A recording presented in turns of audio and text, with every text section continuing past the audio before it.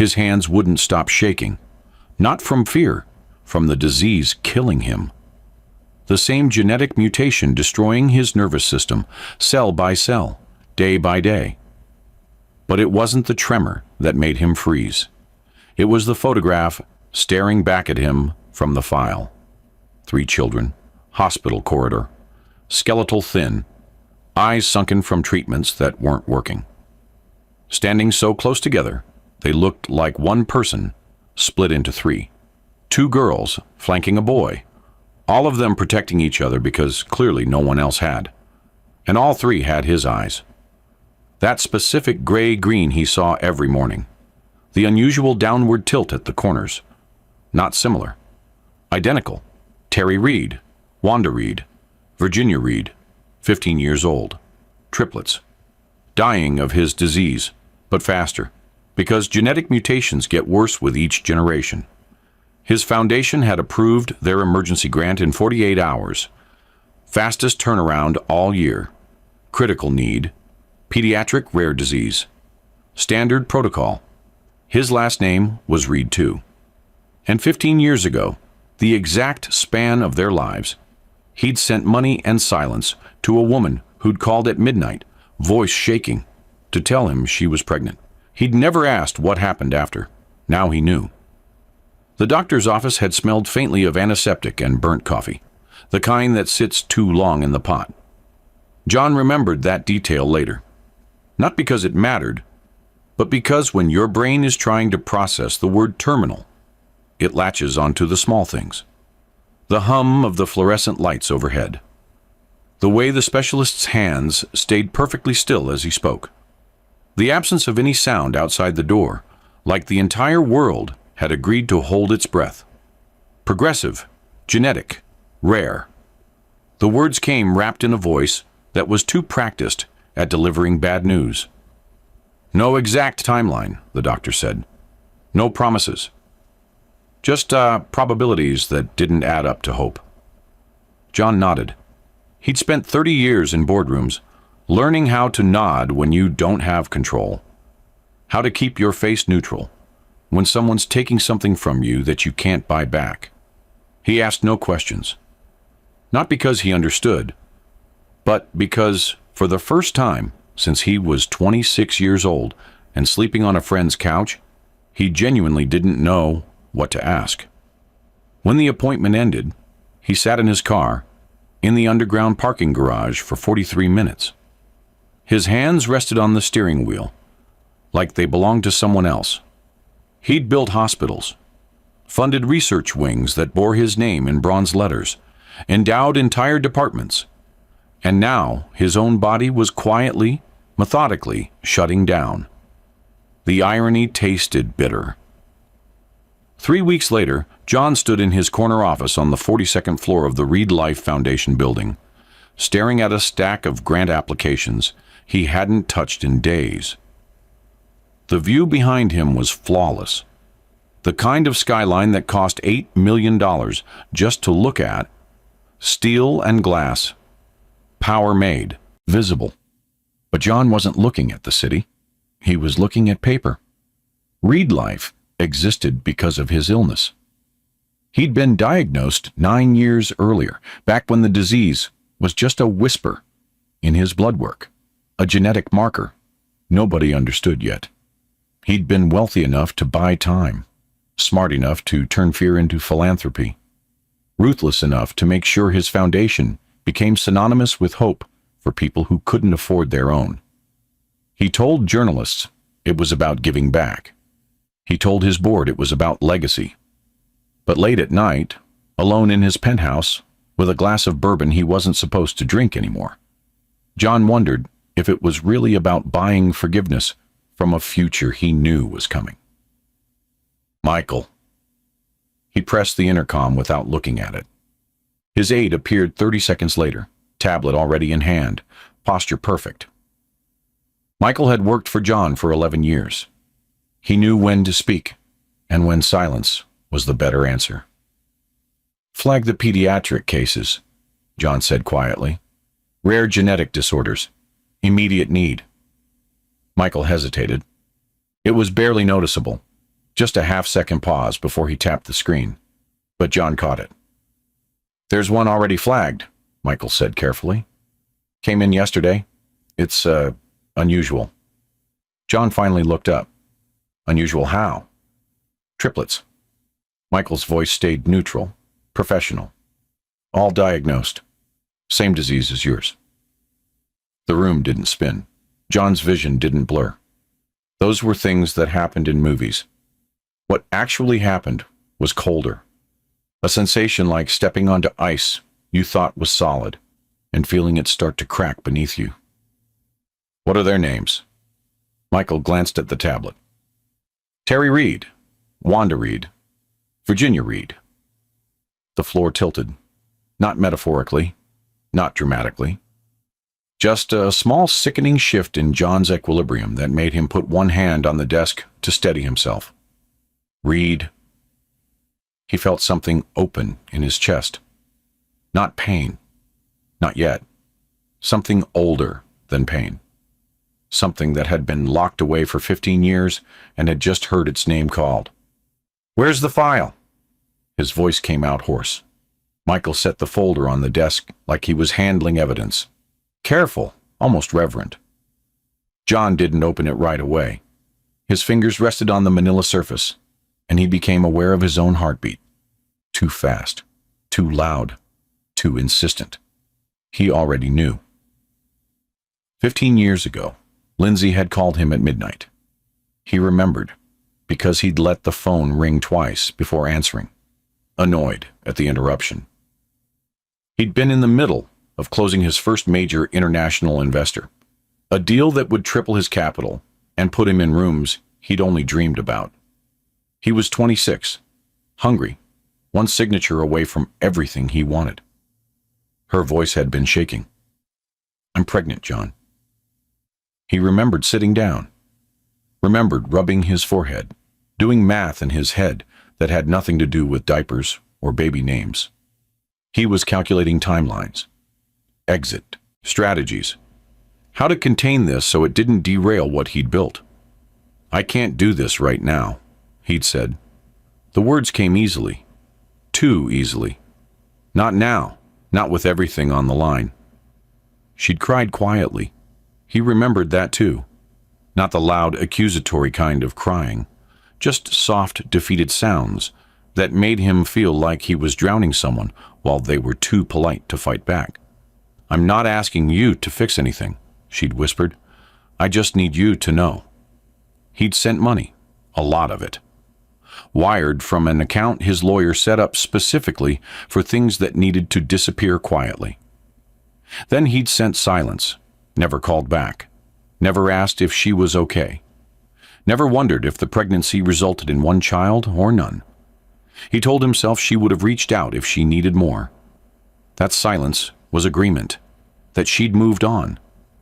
And Lindsay, beautiful, stubborn Lindsay, who'd once made him believe he could be more than hungry, never chased him. Now, 15 years later, John opened the file. The photograph was clipped to the front page. 3 children standing close together in a hospital corridor. 3 girls, maybe 14 or 15 years old, though one was smaller and quieter than the others. Thin in that way that didn't look like adolescence. It looked like illness. Pale skin, shadows under their eyes that children shouldn't have, but unmistakably connected. Terry stood slightly forward, one arm half extended like she was protecting the others, even while the camera was on them. Her expression was fierce, despite the IV line taped crookedly to her arm. Wanda leaned into her sister, but her eyes were sharp, guarded. She looked at the camera like she was assessing whether it was a threat. Virginia stood quietest, small, watchful. She looked directly into the lens with a kind of calm that felt unsettling. All 3 had John's eyes. Not similar, not family resemblance. Identical. The same unusual gray-green that John saw every morning in the mirror. The same slight downward tilt at the outer corners that made people think he looked sad, even when he wasn't. The diagnosis leapt off the page. Genetic triplet repeat disorder. Progressive neurological degeneration. The same markers that were in John's blood work. The same mutation that was killing him one neuron at a time, but worse. Because the research said the disease accelerated with each generation. That children born with it declined faster, harder, younger. John's vision blurred. They applied under the Foundation's General Pediatric Fund, Michael said carefully. Their mother didn't list you as... I know, John interrupted. His voice came out like gravel. He closed the file, pressed both palms flat against it, like he could contain what was inside. For the first time since his own diagnosis, John felt genuine fear, not of dying, but of what dying without answers would mean. You know what's interesting about moments like this? The ones that split your life into before and after. Most of us never see them coming. We think we have time. We think we're in control. And then one photograph changes everything. If you've ever had a moment like that, where the past caught up and demanded an answer, go ahead and subscribe. Because this story is about what happens when running out of time forces you to finally stand still. And trust me, you'll want to see how this unfolds. John sat alone in that office for 2 hours after Michael left. The city lights came on outside. The skyline turned from gray to gold to deep blue. His phone buzzed 14 times. None of it registered.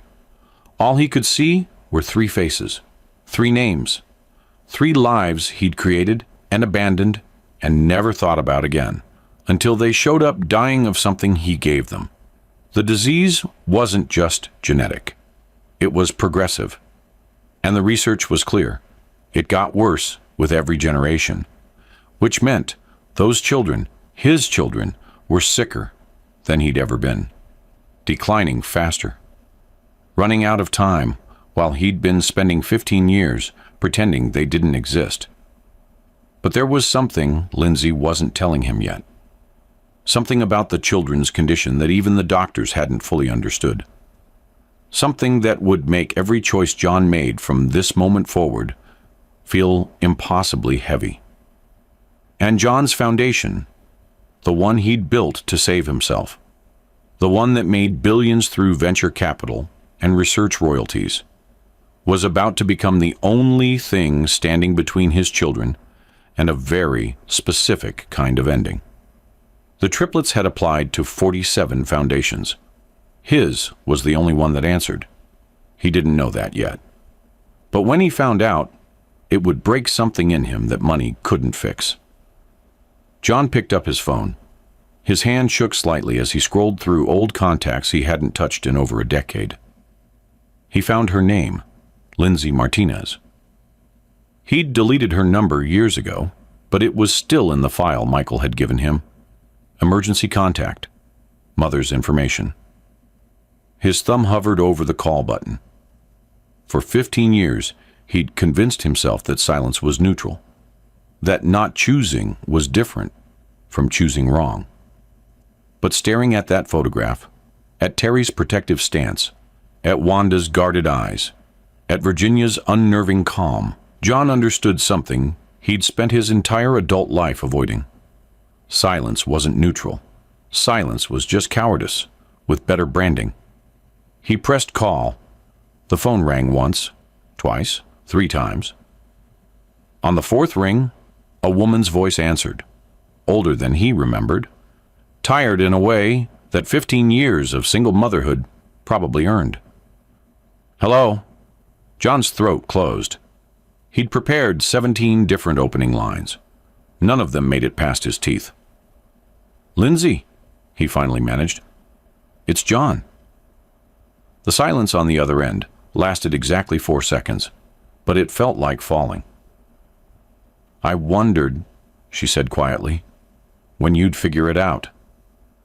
And just like that, John Reed, billionaire, CEO, founder of one of the most powerful medical research foundations in the world, realized he had no idea what happened next. But whatever it was, he couldn't run from it this time. Because the past had a name now, 3 names, and they were dying of the same thing killing him. John spent 3 days staring at that file before he did the one thing he'd avoided for 15 years. He called her. And now Lindsay's voice was in his ear. Steady, unsurprised, like she'd been expecting this call for a decade and a half. And John had absolutely no idea what came next. I wondered when you'd figure it out, she said again, filling the silence he couldn't. The application, John managed. His voice sounded strange to his own ears, thin, uncertain. It came through the general fund. You didn't list me as their father? Lindsay finished. No, I didn't. The words landed with surprising gentleness. No bitterness, just fact. John sat down in the leather chair behind his desk. The city lights 42 floors below looked distant and irrelevant. Why not? Because if I had, you would have rejected it immediately, Lindsay said, or approved it out of guilt and made everyone's life more complicated. I needed the application judged on merit, not history. She was right. He would have. John felt something uncomfortable twist in his chest. Not quite shame, but close enough. They're sick, he said. It was a stupid thing to say. Obvious, but his brain couldn't seem to produce anything more sophisticated. Yes, Lindsay replied. They've been sick for a long time. How long? Since they were 9. 6 years. 6 years of hospitals and treatments and fear. And John had been, what? Closing deals? Expanding his foundation? Building wings with his name on them. He'd rehearsed this conversation in his head 17 different ways over the past 72 hours. Prepared openings that sounded sincere without being desperate. Apologies that acknowledged wrongdoing without admitting liability. He'd even written notes on his phone at 3 in the morning, bullet points of things he needed to say, to regain control of the narrative. None of it survived contact with her voice. I need to see them, John heard himself say. Why? The question wasn't hostile, just direct. Lindsay had always been direct. It was one of the things that had attracted him to her 15 years ago, back when he was 26 and stupid enough to think ambition and connection could coexist without sacrifice. Because they're mine, he said. They stopped being yours when you stopped answering the phone. That one hit harder, clean, surgical. You're right, John said quietly, but they're still sick, and I can help. With money, with treatment, research. My foundation has resources. I know what your foundation has, John. Lindsay's voice carried the weight of someone who'd spent years watching him build an empire on television interviews and press releases while her children slowly deteriorated. I've been following your work for 9 years. Every grant, every clinical trial, every breakthrough you funded. You think I applied to Read Life by accident? John's breath caught. You knew it was mine. Of course I knew. Everyone knows. Your face is on the website. He felt stupid, exposed in a way that wealth usually insulated him from. Then why? He started. Because you built something good, Lindsay interrupted. Whatever else you are, John, you built something that saves lives. And my children need saving. So I swallowed my pride, filled out your 40-page application, and sent it in like everyone else who's desperate enough to beg strangers for hope. The past slammed into John with the force of something physical. 15 years ago, Lindsay had been 24 years old, working as a medical assistant at a clinic in a neighborhood that smelled like exhaust and fried food. She'd been brilliant in a way that had nothing to do with degrees.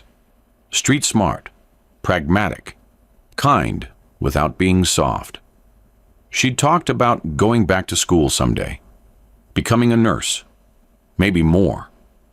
He'd been obsessed with her for 3 months, then terrified of her for one phone call. After he'd sent the money and the silence, he'd told himself she would be fine, that she was resourceful, that she'd figure it out. He'd never asked what figuring it out actually looked like. "What did you do?" John asked quietly. After the money." Lindsay was quiet for a moment.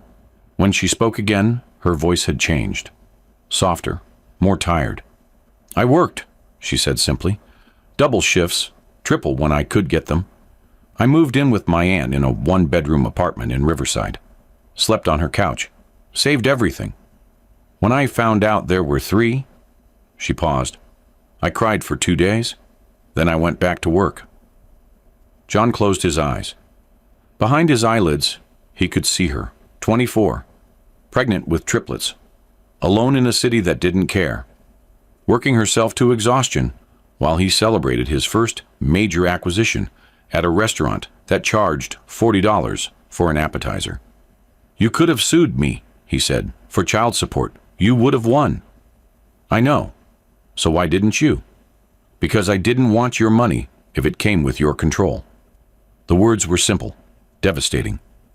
"You thought I'd try to take them," John said, understanding.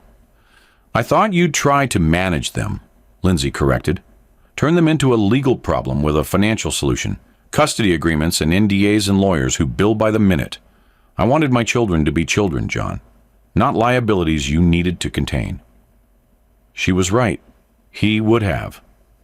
Back then, at 26, hungry and terrified of anything that threatened his trajectory, he absolutely would have. "I went back to school," Lindsay continued. "Finished my nursing degree, specialized in pediatric genetics." She paused, and John heard something that might have been a bitter laugh. "Ironic, right? I became an expert in the exact thing that's killing them." "Lindsay, they started showing symptoms when they were 9, she said, cutting him off. "Small things at first. Terry's hands would shake. Wanda had trouble with balance. Virginia's speech would slur when she got tired. The doctors ran tests for 2 years before they figured out what it was." John's medical training was limited to whatever he'd absorbed through foundation work, but he knew enough to understand what she was describing. Progressive neurological degeneration. The triplet repeat mutation, expanding with each generation, attacking the nervous system earlier and harder. The genetic counselor asked about family history, Lindsay said quietly. "I told them I didn't know the father's medical background. That was true. You never told me you were sick." Because he hadn't known yet. Not when he'd walked away from her. "I was diagnosed 9 years ago," John said. "Early markers, asymptomatic at first." "I know," Lindsay said. "I saw the press release. Billionaire CEO turns personal diagnosis into philanthropic mission." Very inspiring. The sarcasm was gentle, but it still landed. "I didn't know about them," John said. "Lindsay, I swear to God, I didn't know about the triplets. If I had—" "What?" she interrupted. "What would you have done differently, John? Would you have called, sent more money, actually shown up?" He had no answer. Because the truth was, he didn't know. The version of himself from 15 years ago felt like a stranger, ambitious and terrified, and convinced that success required ruthlessness. "I don't know," he admitted finally, "but I'm here now." "Because they're dying," Lindsay said. There was no accusation in it, just fact. "You're here because they're dying of the same thing you have, and suddenly it's real to you." Yes, John thought. That's exactly why. But he said, "I'm here because I was wrong, and I can't undo that. But maybe I can do something now that actually matters." Lindsay was quiet for a long moment. John could hear something in the background on her end. Voices, maybe. The distant beep of medical equipment. "Are you at the hospital?" he asked. "I'm always at the hospital," Lindsay said. "Terry's been admitted for 3 days. Complications from the latest treatment protocol. John's stomach dropped. Is she? She's stable, Lindsay said quickly. For now. But John, you need to understand something. This disease, the one you gave them, it's not moving at your pace. They're 15. They should be worrying about algebra and first crushes and whether they'll get into college. Instead, they're measuring their lives in treatment cycles and symptom progressions. How much time? John asked. The question felt obscene, but he needed to know. The doctors won't give exact numbers, Lindsay said. But without aggressive intervention, 2 to 5 years. Maybe less. 2 to 5 years. John was 56. His own prognosis was longer, 8 to 12 years if he was lucky. If the disease progressed slowly, if experimental treatments bought him time. His children had less than half that. They're running out of time faster than you are, Lindsay said, reading his silence. That's what happens with inherited repeat disorders. Each generation gets hit harder and younger. Your genetic mistake becomes their death sentence. The words should have felt cruel. They just felt true. The grant, John said. The foundation will approve it. I'll make sure. No.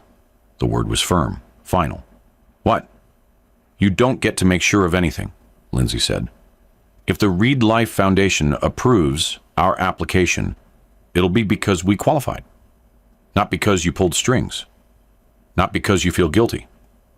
The moment you interfere, the moment you make this about us instead of the science, you compromise everything. Lindsay, I'm trying to help. Then help by letting the system work, she interrupted.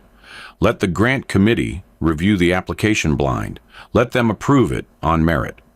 Because the second this becomes about you and me and choices we made 15 years ago, it stops being about saving children and starts being about managing a scandal. She was right. Again. John hated how right she was. But I want to meet them, he said. Please. I need them to know I exist. Lindsay exhaled slowly. They know you exist, John. They've known since they were 8 years old. I told them the truth. That their father was a man who chose his career over his family.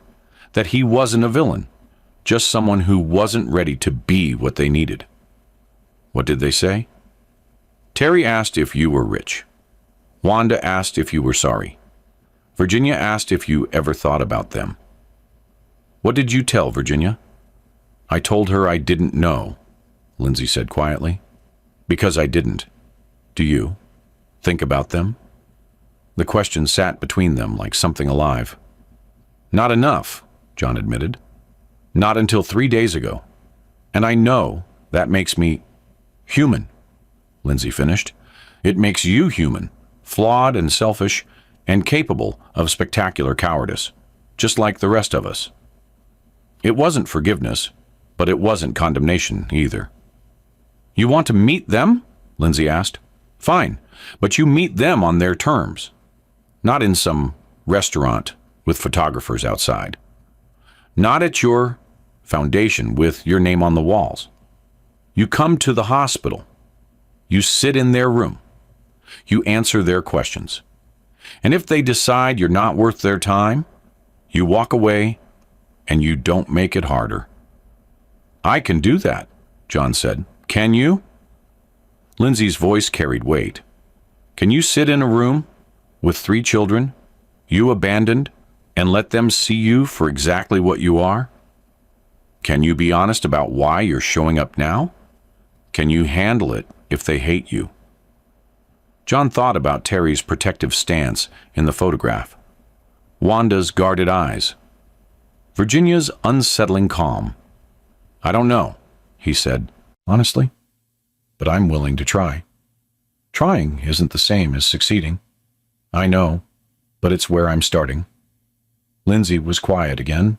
Then, Wednesday, 2 p.m., Children's Memorial Hospital, 6th floor, room 612. You get 1 hour with each of them. I stay in the room the entire time. You don't bring gifts, You don't make promises you can't keep. You don't play the hero. You show up as yourself, whoever that is now, and you let them decide what happens next. Okay, John said. One more thing, Lindsay added. What you're feeling right now, this guilt and urgency and need to fix things, that's about you, not them. So before you walk into that hospital, you need to figure out whether you're doing this because they need a father or because you need redemption. Because they've survived 15 years without you, John. They'll survive the rest of their lives the same way if they have to. The line went quiet. Wednesday, John said. 2 p.m. I'll be there. We'll see, Lindsay said. Then she hung up. John sat alone in his office, phone still pressed to his ear, listening to dead air. He'd spent 15 years convinced that silence was neutral, that walking away was different from doing harm. But sitting there, surrounded by glass and steel and a foundation built on fear, John finally understood. Lindsay hadn't chased him because she didn't need him. She'd built a life for 3 children out of double shifts and determination, and the kind of strength that doesn't make press releases. She hadn't needed his money. She'd just needed him gone. And now he was asking to come back. John agreed to her terms. Not because he'd changed, but because for the first time in his life, he couldn't write a check big enough to make this go away. The disease was real. The children were real. And the clock was ticking for all of them. But there was something Lindsay wasn't telling him yet. Something about the children's condition that even the doctors hadn't fully understood. Something that would make Wednesday's meeting more complicated than either of them expected. And John's foundation, the one he built to save himself, the one that made billions through venture capital and research breakthroughs, was about to become the only thing standing between his children and a very specific kind of ending. The board was going to have questions. John was going to have very few answers. But Wednesday was coming whether he was ready or not. And 3 children with his eyes were waiting to meet the man who'd given them life and a death sentence in equal measure. Wednesday arrived like a verdict. John stood in the parking garage of Children's Memorial Hospital at 1:47 p.m., 13 minutes early, wearing a suit that cost more than most people's monthly rent. He realized his mistake the moment he stepped out of the car. Too formal, too expensive, too much. He looked like he was attending a board meeting, not meeting his dying children for the first time. The hospital smelled exactly like every hospital John had ever been in, antiseptic layered over something vaguely industrial, with an undertone of cafeteria food that had been sitting too long under heat lamps. The lobby was decorated in that peculiar healthcare style that tried too hard to look cheerful. Bright primary colors, inspirational quotes on the walls, a fish tank in the corner with 3 sad-looking goldfish. John took the elevator to the 6th floor. His hands were sweating. He couldn't remember the last time his hands had sweated. Probably during his first investor pitch at 24, presenting to men 3 times his age who could destroy him with a single dismissive comment. This felt worse. The 6th floor was quieter than the lobby. Pediatric oncology and genetic disorders, according to the signs. The walls were painted with murals, cartoon animals and forests and oceans, as if bright colors could distract children from the fact that their bodies were betraying them. Room 612 was at the end of the hallway. Lindsay was waiting outside. She looked exactly like her voice had sounded on the phone. Exhausted, but unbroken. Her scrubs were wrinkled, her hair pulled back in a hasty ponytail. Shadows under her eyes that spoke of too many nights in uncomfortable hospital chairs. But she stood straight, solid. "You're early," she said. "I didn't want to be late." She studied him for a moment. The expensive suit, the Italian shoes, the watch that cost more than a used car. Her expression didn't change, but John felt judged anyway. "The rules haven't changed," Lindsay said quietly. 1 hour. I stay. You answer their questions honestly. You don't make promises. You don't try to fix things with money. I understand. Do you? She tilted her head slightly.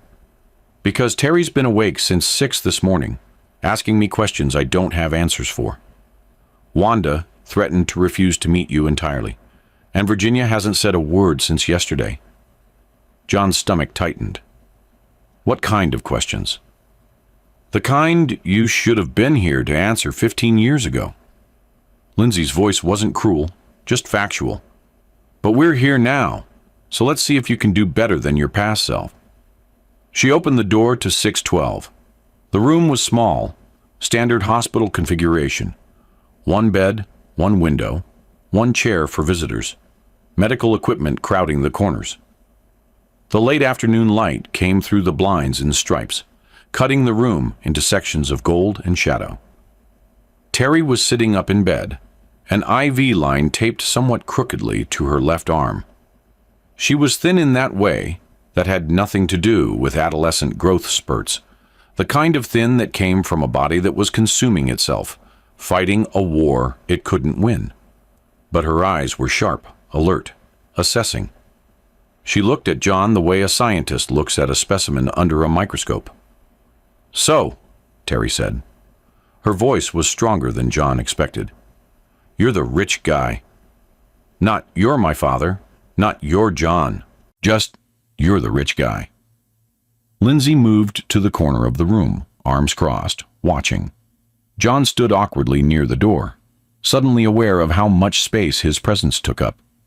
How out of place he was in this room full of beeping monitors and medication charts, and a girl who was dying because of him. "I suppose I am," he said. Terry nodded slowly, like he'd confirmed something she'd already suspected. "Mom says money doesn't fix everything." It was a test. John recognized it immediately, not because Terry was being subtle, but because she wasn't. She was putting her mother's values between them like a shield, waiting to see if he'd try to break through it with promises and checkbooks. "She's right," John said. "So why are you here?" The question was direct, clinical. Terry wasn't performing anger or hurt or any of the emotions John had mentally prepared for. She was just observing. "Because I should have been here a long time ago," John said carefully, "and I wasn't. And I can't undo that. But I'm here now." "Because we're sick," Terry said. Not a question, a statement. "Yes. Because we have the same thing you have." "Yes. So you're here out of guilt, or curiosity, or because suddenly we're relevant to your life because we're dying of something you gave us." Each word landed with precision. Terry wasn't trying to hurt him. She was trying to understand him, map him, figure out what kind of person showed up 15 years late to their own children's lives. John had spent 3 days preparing for this conversation. He'd written notes, rehearsed answers, practiced apologies that sounded sincere without admitting too much liability. All of it evaporated. "Yes," he said quietly. "All of those things. I'm here because I'm guilty and curious and terrified. I'm here because you're dying of something I gave you without knowing I had it. I'm here because for 15 years I told myself that sending money was the same as doing the right thing. And I was wrong." Terry watched him for a long moment. Her fingers picked at the medical tape on her arm, a nervous gesture that made her look 15 instead of ancient. "Do you have other kids?" she asked. "No." "Ever been married?" "No." "So we're it. The only family you've got." "Yes." "And you didn't want us." The words hung in the air like something physical. Lindsay shifted slightly in the corner but didn't intervene. "I didn't know what I wanted," John said honestly. "I was 26, building something I thought mattered more than anything else. And when your mom called, I was terrified. Not of you, of losing control, of having something in my life I couldn't manage, or schedule, or plan around? So you ran. Yes. Did you ever think about us? After? The question Virginia had asked, according to Lindsay, the one Lindsay hadn't been able to answer. Not enough, John said. His throat felt tight. Not the way I should have. I told myself your mom would be fine, that she was resourceful, that she'd figure it out. I made you theoretical, so I didn't have to think about you being real. Pay attention to what Terry says next, because it's going to define every conversation John has after this. Terry was quiet for a moment, still picking at the tape. Then she looked up, and her eyes, his eyes, that same gray-green, met his directly. Are you dying too? The question landed cleanly. No preamble. No softening. Just truth. John felt something crack open in his chest. Not the careful, controlled version of honesty he'd been performing. Something raw. Yes, he said softly. How long?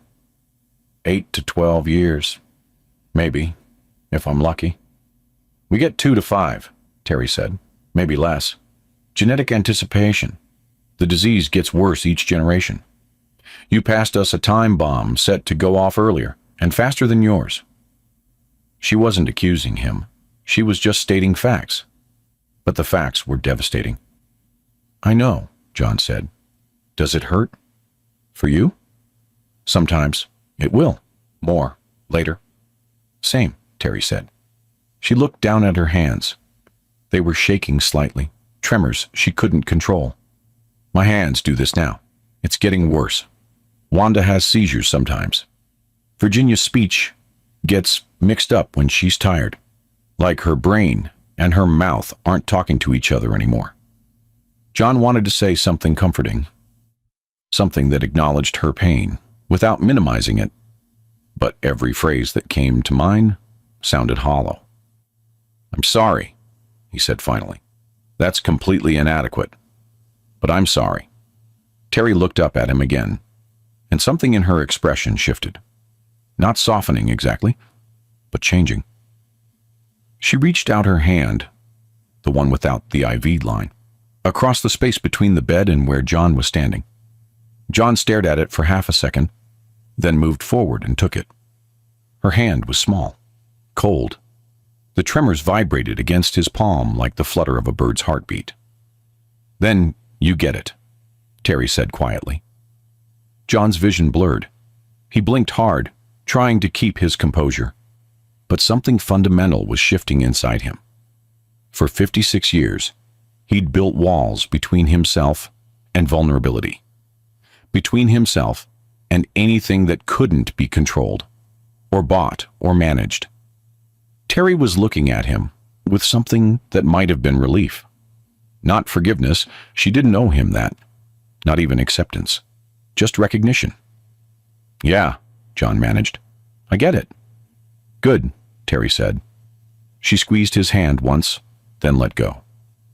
Because Mom's been carrying this alone for 6 years. And Wanda's angry all the time, but won't admit she's scared. And Virginia sees everything but doesn't tell anyone what she's thinking. And someone needs to understand what this is like. What it feels like to know your body has an expiration date. In that moment, John understood something he'd spent decades avoiding. His daughter wasn't impressed by what he'd built. She wasn't moved by his foundation, or his wealth, or the hospital wings with his name in bronze. She was relieved he understood what it felt like to be mortal.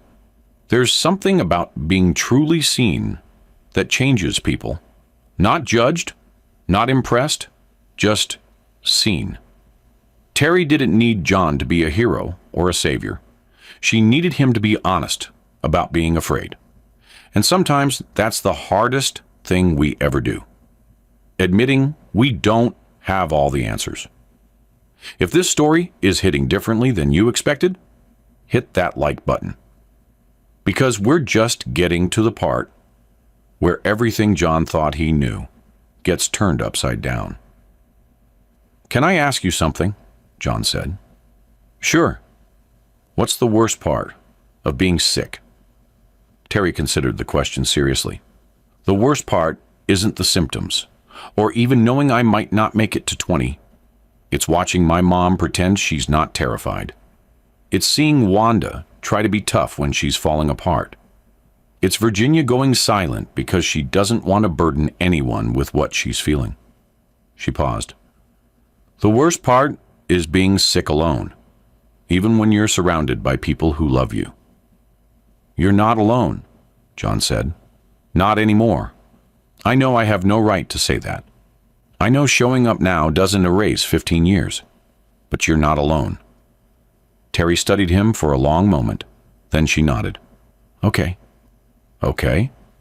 Okay, you can stay, for now. But you have to meet Wanda next. And she's not going to be as nice as me. John almost laughed. You consider this nice? I didn't kick you out, Terry pointed out. That's nice by our standards. The hour passed faster than John expected. They talked about small things. Terry's favorite books, the classes she was missing, how hospital food was universally terrible. They didn't talk about the disease much. They didn't need to. It was there in every beeping monitor, every bag of medication hanging from the IV pole, every tremor in Terry's hands that she tried to hide but couldn't. When Lindsay finally said, "Time's up," John felt genuinely disappointed. Terry looked at him one more time. You should know something before you meet Wanda. What? She's the one who found the list of all the foundations we applied to. She kept track. 47 applications. Yours was the only one that responded. Terry's voice was quiet. She hasn't told Mom, but she thinks about it a lot. That if you hadn't been on that list, we wouldn't have gotten help at all. John's chest tightened. I didn't know. I know, Terry said, but Wanda doesn't care about what you didn't know. She cares about what you did and what you didn't do.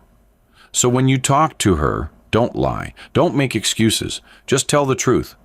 It's the only thing that might work. Okay, John said. Thank you. Don't thank me yet, Terry said. Wanda's going to destroy you. Lindsay opened the door, signaling John to leave. He stood, then paused. Terry? Yeah? You said you, Mother, everyone. Wanda and Virginia. Your mom. That you take care of people even when you're sick. So, who takes care of you? Terry looked surprised by the question, like nobody had ever asked it before. I take care of myself, she said finally. That's not the same thing. It's what I've got. John nodded slowly. Then he did something he hadn't planned, something that wasn't strategic or calculated. Can I come back tomorrow? He asked. Just to visit. Not to fix anything. Just to sit here, if you want. Terry looked at Lindsay, who raised an eyebrow but didn't object. Yeah, Terry said quietly. Okay. John left room 612 feeling like he'd survived something, not a meeting, a reckoning. Lindsay walked him to the elevator. She liked you, Lindsay said. It wasn't a compliment, just an observation. She studied me, John corrected, like a puzzle she was trying to solve. That's Terry. She needs to understand things. Map them. Figure out how they work. Lindsay paused. But she's been keeping something from me. Something about her symptoms that she hasn't written in any medical chart. I see it in her face when she thinks I'm not looking. John felt cold. What kind of symptoms? I don't know yet. But whatever it is, it's scaring her. And Terry doesn't scare easily. The elevator arrived. John stepped inside, then turned back.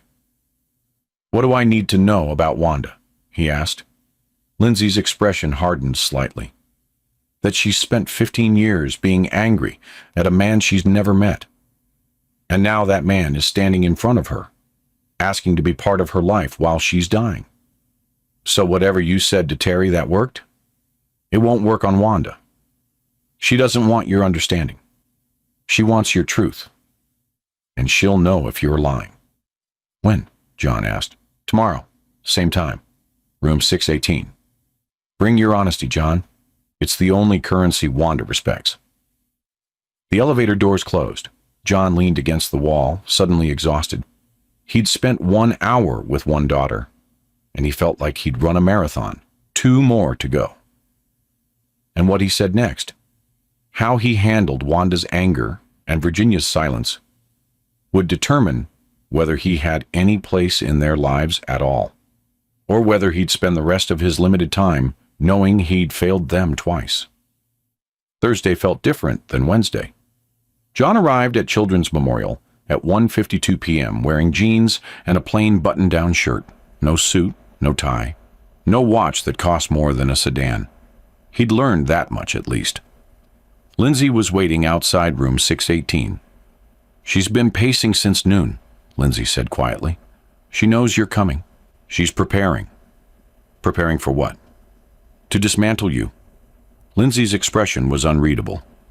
Terry studies people. Virginia observes them.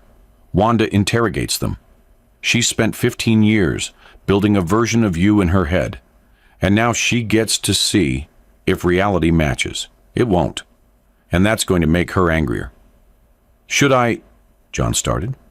No, Lindsay interrupted. Whatever you're about to ask, should you postpone? Should you prepare more? Should you bring something?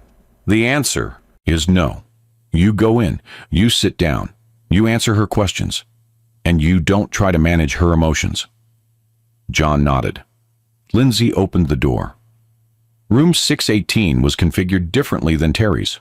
Same size, same equipment, but Wanda wasn't in the bed. She was standing by the window, back to the door, arms crossed tightly across her chest. She was taller than Terry. Thinner, if that was possible. Her hospital gown hung off her shoulders like it was 3 sizes too large. But her posture was rigid, defensive. John stepped inside. Lindsay followed, closing the door behind them and moving to her usual corner position. Wanda, Lindsay said gently, John's here. I know. Wanda didn't turn around. I can hear him breathing. The comment was designed to unsettle. It worked. John stood awkwardly near the door, suddenly aware of how much space he occupied. How intrusive his presence was in this small room where a girl who owed him nothing was being forced to acknowledge his existence. Should I sit? He asked. I don't care what you do, Wanda said, still not turning. You're here because Mom said you could be, not because I want you here. John sat in the visitor's chair anyway. It felt less aggressive than standing. Silence stretched. 30 seconds. 45. A full minute. Finally, Wanda turned around. She had his eyes, that same gray-green that looked back at him from mirrors. But where Terry's gaze had been assessing, clinical, Wanda's was sharp. Angry, searching for weaknesses. Why now? She asked. No preamble, no softening. Why help us now? John had prepared for this question, spent the entire drive to the hospital rehearsing answers that sounded honest, without being pathetic. Explanations that acknowledged wrongdoing without wallowing in guilt. Because I found out you existed, he said carefully. And I couldn't. That's not what I asked, Wanda interrupted. She moved away from the window, but didn't come closer. She stayed near the far wall, maintaining distance.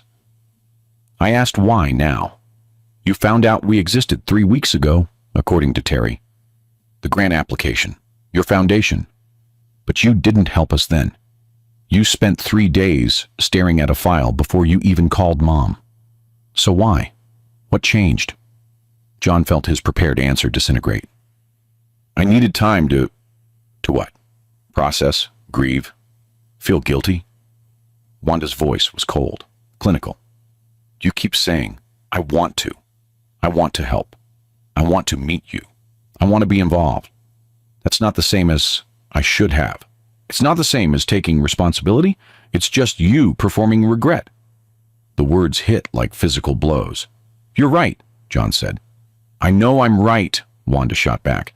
I don't need you to validate what I already know. I need you to answer the question. Why are you here now? Not 3 weeks ago when you saw our names.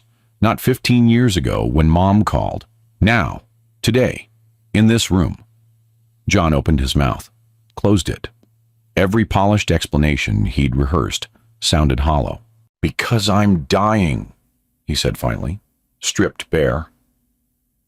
Because I'm 56 years old, and I have maybe a decade left. And for the first time in my life, I'm actually afraid of what happens when I'm gone. Not afraid of death, afraid of being forgotten, of having built all this and realizing none of it means anything if there's nobody to remember me. Wanda stared at him. So you're here, out of selfishness. You want us to remember you, to forgive you, to make your death feel meaningful. Yes, John admitted. Probably. I don't know. Maybe it started that way. But sitting with Terry yesterday... Don't, Wanda said sharply. Don't use Terry to make yourself look better. Don't tell me how meeting her changed you or opened your eyes or whatever redemption narrative you're building. You don't get to show up dying and call it redemption. The accusation hung in the air. John felt something inside him crack, not the controlled vulnerability he'd shown Terry. Something rawer, more honest. You're right, he said again, but I'm here anyway. That's not good enough. I know, but it's all I have. Wanda's jaw tightened. You want to know what the worst part is? It's not that you abandoned us. It's not even that you gave us this disease. It's that you had 15 years to wonder if Mom was okay, if the pregnancy resulted in a baby, or babies, or complications. 15 years to pick up a phone, to send a letter, to type our names into a search engine. And you did nothing.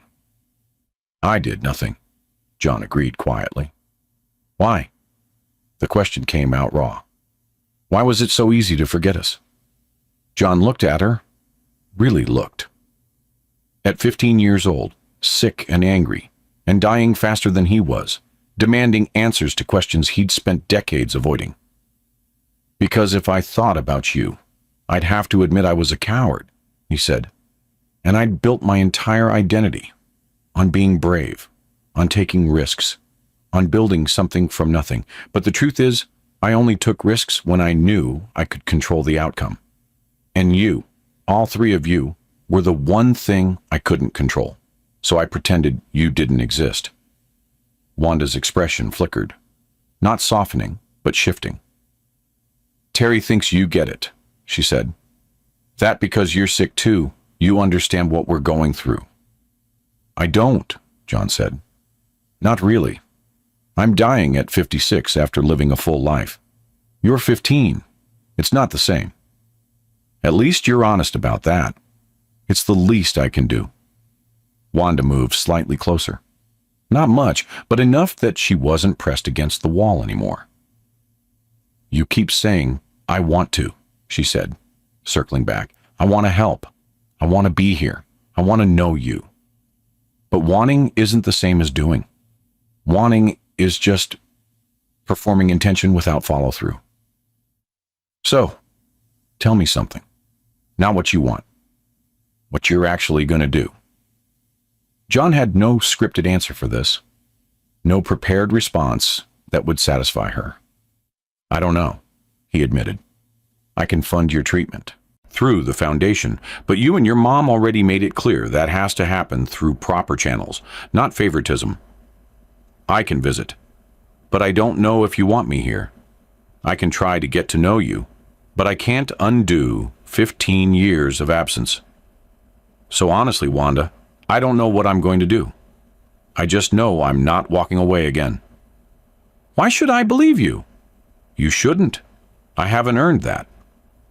Wanda studied him with those sharp, guarded eyes. Terry likes you. She won't say it, but I can tell. She thinks you're trying. And you? I think trying isn't the same as succeeding. She paused. But I also think you're not lying, right now, in this moment. You're not performing. You're just scared and guilty and out of your depth. Yes, John said. That's exactly what I am. That's not the same as being good. No, John agreed. But it's where I'm starting. The phrase landed differently this time, not as a defense, as a statement of fact. Wanda was quiet for a long moment. Then she moved to the bed and sat down, not lying down, just sitting on the edge, hands folded in her lap. I found the list, she said abruptly. What list? The foundations, all 47 that we applied to. I kept a spreadsheet. Mom doesn't know. She thinks I just helped fill out applications. But I tracked every single one. Who we sent them to, when, what their response was. John felt cold. And? Yours was the only one that responded, Wanda said. Her voice was flat, factual. 23 sent automated rejections. 15 never replied at all. 6 said our case didn't meet their funding criteria. 2 said they'd keep us on file for future consideration. She looked up. And 1, yours, flagged us as urgent and approved preliminary review within 48 hours. I didn't know. I know you didn't, Wanda interrupted. That's what makes it complicated. If you'd intervened because we were yours, I could hate you cleanly. But you didn't. Michael flagged it. The system worked. And that means if your name hadn't been on that foundation, if some other billionaire had built Reed Life, we wouldn't have gotten help at all. The weight of that settled over John like something physical. I don't know how to feel about that, Wanda continued. I don't know how to be angry at you for abandoning us and grateful that your foundation is the reason we have a chance. I don't know how to hold both things in my head at the same time. You don't have to choose, John said quietly. You can hate me for what I did and still accept help from what I built. Those don't have to cancel each other out, don't they? No, people are complicated. We do terrible things and good things, and they don't balance each other out like some cosmic ledger. I failed you, and I built something that might save you. Both things are true. Wanda absorbed this. Terry said you asked who takes care of her. I did. Nobody asks us that, Wanda said. Everyone asks how we're feeling, what our symptoms are, if we're following our treatment protocol. But nobody asks who's taking care of us while we're busy being sick. Who does? John asked. We take care of each other. Terry mothers us. I protect them from people who pity us. Virginia sees things we don't want to admit and reminds us when we're lying to ourselves. And, Mom? Wanda's voice softened slightly. Mom holds everything together, even though she's terrified. And who takes care of you? John pressed. Wanda's expression cracked, just slightly, just enough to see the 15-year-old girl underneath the armor. I don't know, she admitted. I'm angry all the time, so people leave me alone, which is what I thought I wanted. But Terry gets visitors, and Virginia gets art therapy, and I just get space, because I'm difficult. You're not difficult, John said. You're honest. There's a difference. Terry said you're coming back tomorrow, if that's okay. Why? Because you shouldn't have to be sick alone, John said. Even if you're angry, even if you hate me, you shouldn't have to do this alone. Wanda studied him for a long moment. Then she nodded once. Not forgiveness, not trust, just acknowledgement that he'd finally told the truth. Okay, she said, but I'm not going to stop being angry. I don't expect you to. And I'm going to ask you hard questions. I know. And if you lie to me, even once, I'll never speak to you again. Fair. Wanda pulled her knees up to her chest, wrapping her arms around them. It made her look impossibly young, vulnerable in a way her sharp questions hadn't. Virginia's next, she said. Tomorrow. She's the hardest one. Why? Because Terry tests you and I interrogate you, but Virginia just sees you, all of you, the parts you try to hide. And she'll ask you one question, Just one, and you won't have an answer. And she'll know you don't have an answer. And that will tell her everything she needs to know about whether you're real or just performing. John felt nervous in a way he hadn't before. What kind of question? The kind that doesn't have a good answer, Wanda said. The kind that exposes whether you're here because you care about us or because you need something from us. The hour passed differently than it had with Terry. Less conversation, more silence. But the silence felt less hostile as it went on. Like Wanda was testing whether John could sit with discomfort without trying to fill it with reassurances. When Lindsay finally said time was up, Wanda looked almost disappointed. Same time tomorrow, she said to John, for Virginia. I'll be here. We'll see. John stood, then paused. Can I ask you something? You just did. Fair. Can I ask you something else? Wanda almost smiled. Almost. What? What did you do? With the list of foundations, the spreadsheet you kept. Wanda's expression shuddered. Nothing yet, but I'm keeping track of who helped and who didn't. For later. For later? For when we survive, Wanda said quietly. For when we're 25 or 30 or 40. So we remember who showed up and who didn't. So we know who deserves our gratitude and who deserves our silence. John felt something shift in his chest. Not guilt this time. Something more like respect. That's smart, he said. I know, Wanda replied. But Wanda had done something John didn't know about. Something that would force his hand in ways he couldn't anticipate. Something that involved lawyers and medical ethics boards and questions about conflicts of interest that would explode across John's foundation 3 days from now. She'd protected them, even from him, especially from him. John left room 618 feeling like he'd survived an interrogation, which, in a way, he had. Lindsay walked him to the elevator again.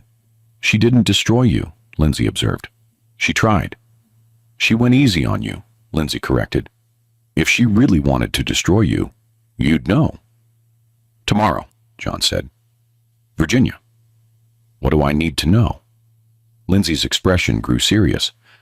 That she's the one who understands you best, because she sees the parts of yourself you don't want to look at. And she's going to ask you the one question you've been avoiding since the moment you saw their names on that file. What question?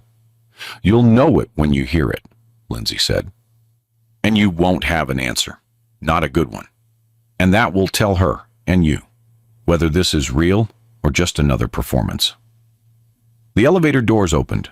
John stepped inside, then turned back. Terry's hiding symptoms. Wanda's keeping secrets. What's Virginia hiding? Lindsay's face remained carefully neutral. Nothing. That's what makes her dangerous. She sees everything and hides nothing, which means you can't lie to her. You can't perform for her. You can only be exactly who you are. And if who I am isn't good enough, then at least you'll finally know the truth, Lindsay said. The doors closed. John rode down 42 floors, thinking about questions with no good answers. And Virginia, the quietest of the three, was about to ask the one question John couldn't answer, the one that would strip away every defense he'd ever built and leave him standing in front of a 15-year-old girl with nothing but the truth. And the truth, John was starting to realize, was more complicated than he'd ever allowed himself to believe. Friday arrived with a kind of inevitability that felt like judgment. John stood outside room 620 at 1:58 p.m., 2 minutes early, wearing the same jeans and plain shirt he'd worn to meet Wanda. His palms were sweating again. He'd met with hostile investors, aggressive journalists, board members who wanted him removed. None of it had made him nervous like this. Lindsay was waiting, as always. She's been quiet all morning, Lindsay said. Quieter than usual. Is that bad? With Virginia, I don't know. She processes things differently than the others. Terry externalizes. She talks through everything. Wanda fights. She needs conflict to clarify her feelings. But Virginia, Lindsay paused. Virginia absorbs. She takes everything in and holds it until she understands it completely. And then she acts. What do you think she's absorbed? John asked. You, Lindsay said simply. Terry and Wanda talked about you. What you said, how you reacted. Virginia's been listening, building a picture. And today she's going to test whether that picture matches reality. John felt cold despite the warm hospital air. Lindsay opened the door. Room 620 was smaller than the others. Or maybe it just felt smaller because of how still everything was. No pacing like Wanda. No activity like Terry's room, with its books and visitor chairs pulled close to the bed. Just silence. Virginia sat in the bed, propped up by pillows, hands folded in her lap. She was the smallest of the three, noticeably so. Where Terry and Wanda were thin, Virginia was almost fragile. Her hospital gown swallowed her. Her skin had a translucent quality, like you could see through to the veins beneath. But her eyes were alert. Those same gray-green eyes John saw in the mirror, watching, taking in every detail. She didn't speak when John entered. Lindsay moved to her corner. John stood near the door, suddenly uncertain whether to sit or stand or speak first. The silence stretched. 10 seconds. 20. 30. John's nervous system started firing warning signals. His instinct was to fill silence, to control conversations by controlling the pacing. But something about Virginia's stillness made him hesitate. 45 seconds. A full minute. Finally, John couldn't take it anymore. "Hi," he said. His voice sounded too loud in the quiet room. I know who you are," Virginia said. Her voice was soft. Not weak, just quiet. Like she'd learned the volume didn't determine impact. John nodded. "Right, of course." "You can sit," Virginia said. John sat in the visitor's chair. It was positioned awkwardly, not quite facing the bed, not quite turned away. He had to angle himself to see her properly. Another stretch of silence. Virginia just looked at him, not studying like Terry, not assessing like Wanda, just looking, like she was reading something written on his face that he couldn't see himself. "Terry says you understand what it's like to be dying," Virginia said finally. "I'm trying to," John replied carefully. "Wanda says you're honest when you're scared. I try to be. And Mom says you've spent 15 years running from a phone call." John swallowed. "That's accurate." Virginia nodded slowly, processing. "Do you know our names because they were on the file? Or because you wanted to know us?" The question landed like a physical thing. John felt his breath catch. He could lie. He'd lied before. Lying was easy when the truth was inconvenient. He could say he'd wanted to know them, that seeing their names triggered something paternal and dormant. He could perform the version of himself that Virginia might want to see. But Terry and Wanda had warned him. Virginia sees what people hide. "Because I wanted to know you," John said quietly. "After I saw the file, after I realized you existed, I wanted to know you." Virginia's expression didn't change, but something in her posture relaxed, just slightly. "Okay," she said. "Okay? Okay, that's honest. You didn't know us before, but you wanted to know us after. That's not perfect, but it's true." John felt like he'd passed some test he didn't understand. But Virginia wasn't done. She was quiet for another long moment, her fingers picking at the edge of her blanket. Then she looked up, and her eyes locked onto his with an intensity that was startling from someone so small. "What would you have done if we weren't sick?" The question hung in the air like smoke. John's mind went completely blank. He opened his mouth, Nothing came out.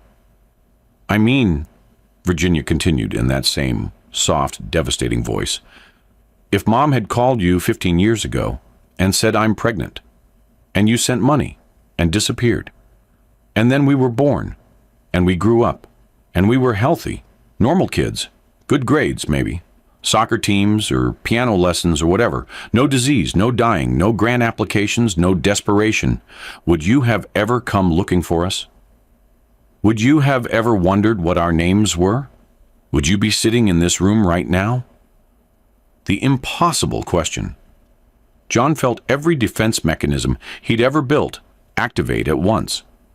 His brain scrambled for answers, something that sounded redemptive without being dishonest, something that acknowledged the question without actually answering it. But Virginia was still watching him with those eyes that saw everything. I don't know, John said finally. His voice came out hoarse. I want to say yes. I want to believe I would have eventually wondered, eventually reached out, eventually overcome my cowardice. But honestly, Virginia, I don't know. I'd like to think I would have. But I spent 15 years not thinking about you at all. So maybe I wouldn't have. Maybe I'd have spent my whole life pretending that phone call never happened, that you were just a closed chapter, a problem I'd solved with money and silence. Virginia absorbed this. Her expression remained neutral. So you're here because we're dying, she said. Not an accusation, a clarification. I'm here because you're dying of something I gave you, John corrected. I'm here because I saw your faces in that photograph and realized I'd created 3 lives and then abandoned them to face a death sentence alone. I'm here because mortality made me look at choices I'd been avoiding. So, yes, I'm here because you're sick. I don't know if I'd be here otherwise. Virginia nodded slowly. That's what I thought. I'm sorry, John said. That's not the answer you deserve. It's the answer that's true, Virginia replied. I don't want the answer I deserve. I want the answer that's real. Some questions don't have good answers. And the people who love us most are often the ones brave enough to ask them anyway. Virginia wasn't trying to hurt John. She was trying to know if he was real. If you've ever had to ask a hard question because you needed the truth more than comfort, go ahead and drop a comment. Tell me the hardest question you've ever had to ask someone. Because what comes next in this story depends entirely on whether John can finally face the truth Virginia just forced into the light. John felt something fundamental shift inside him.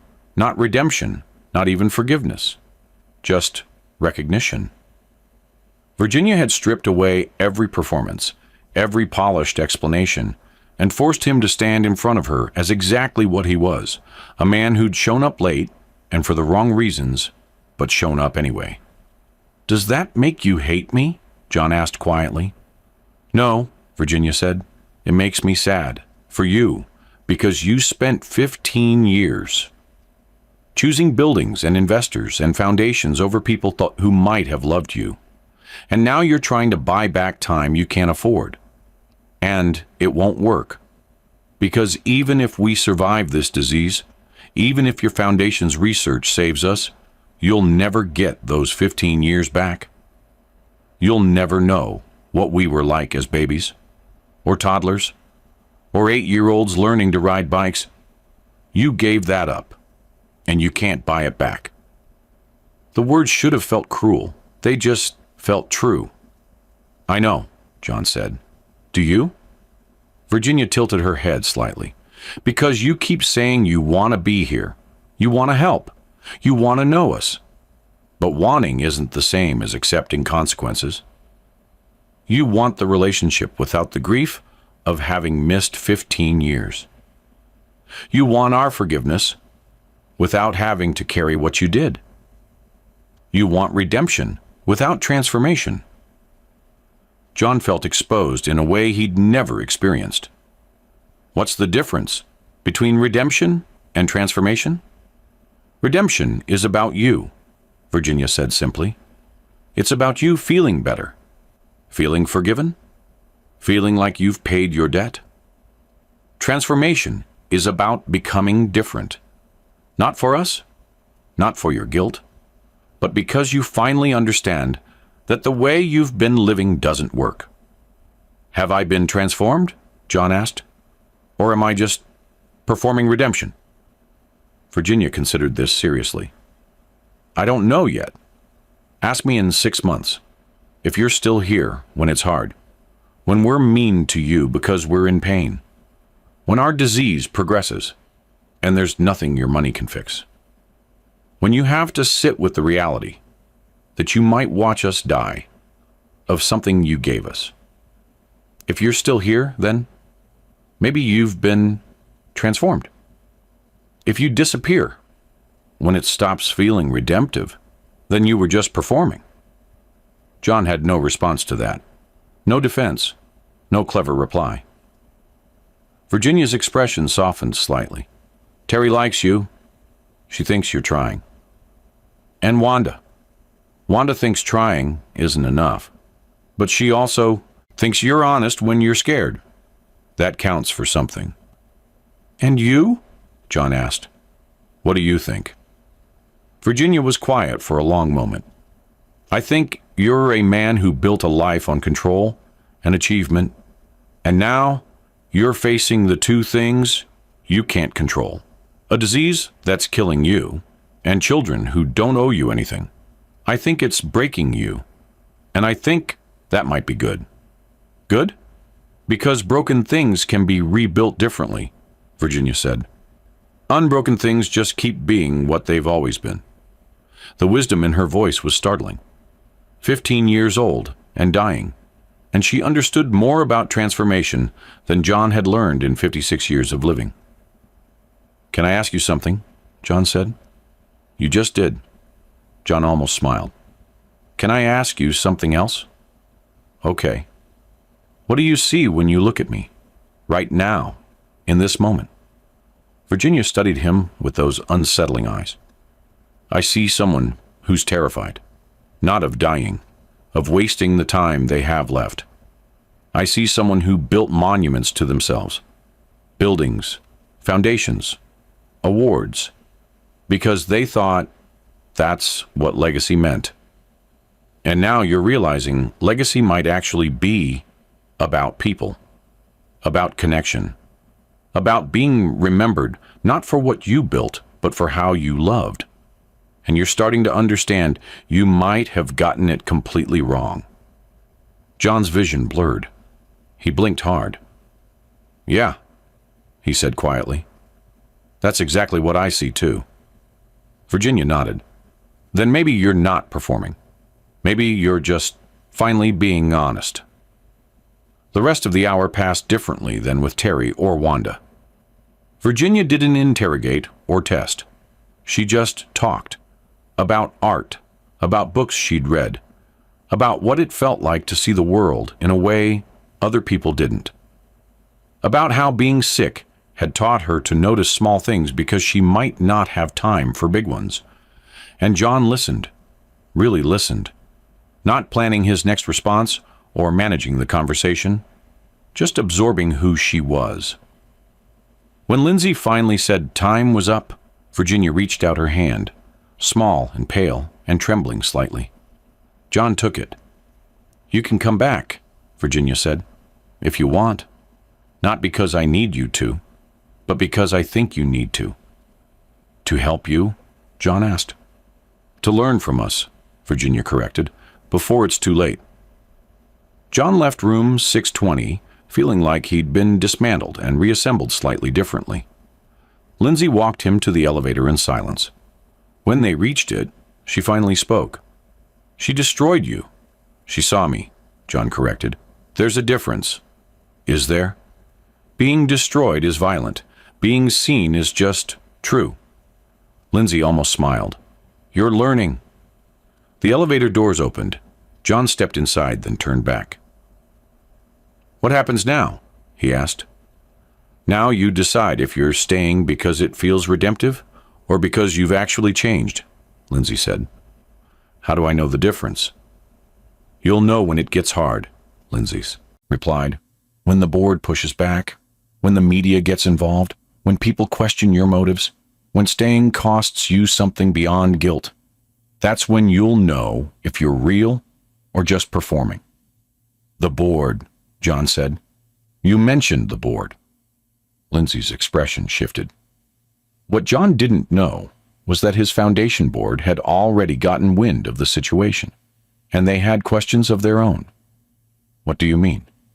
I mean, Wanda did something 3 days ago.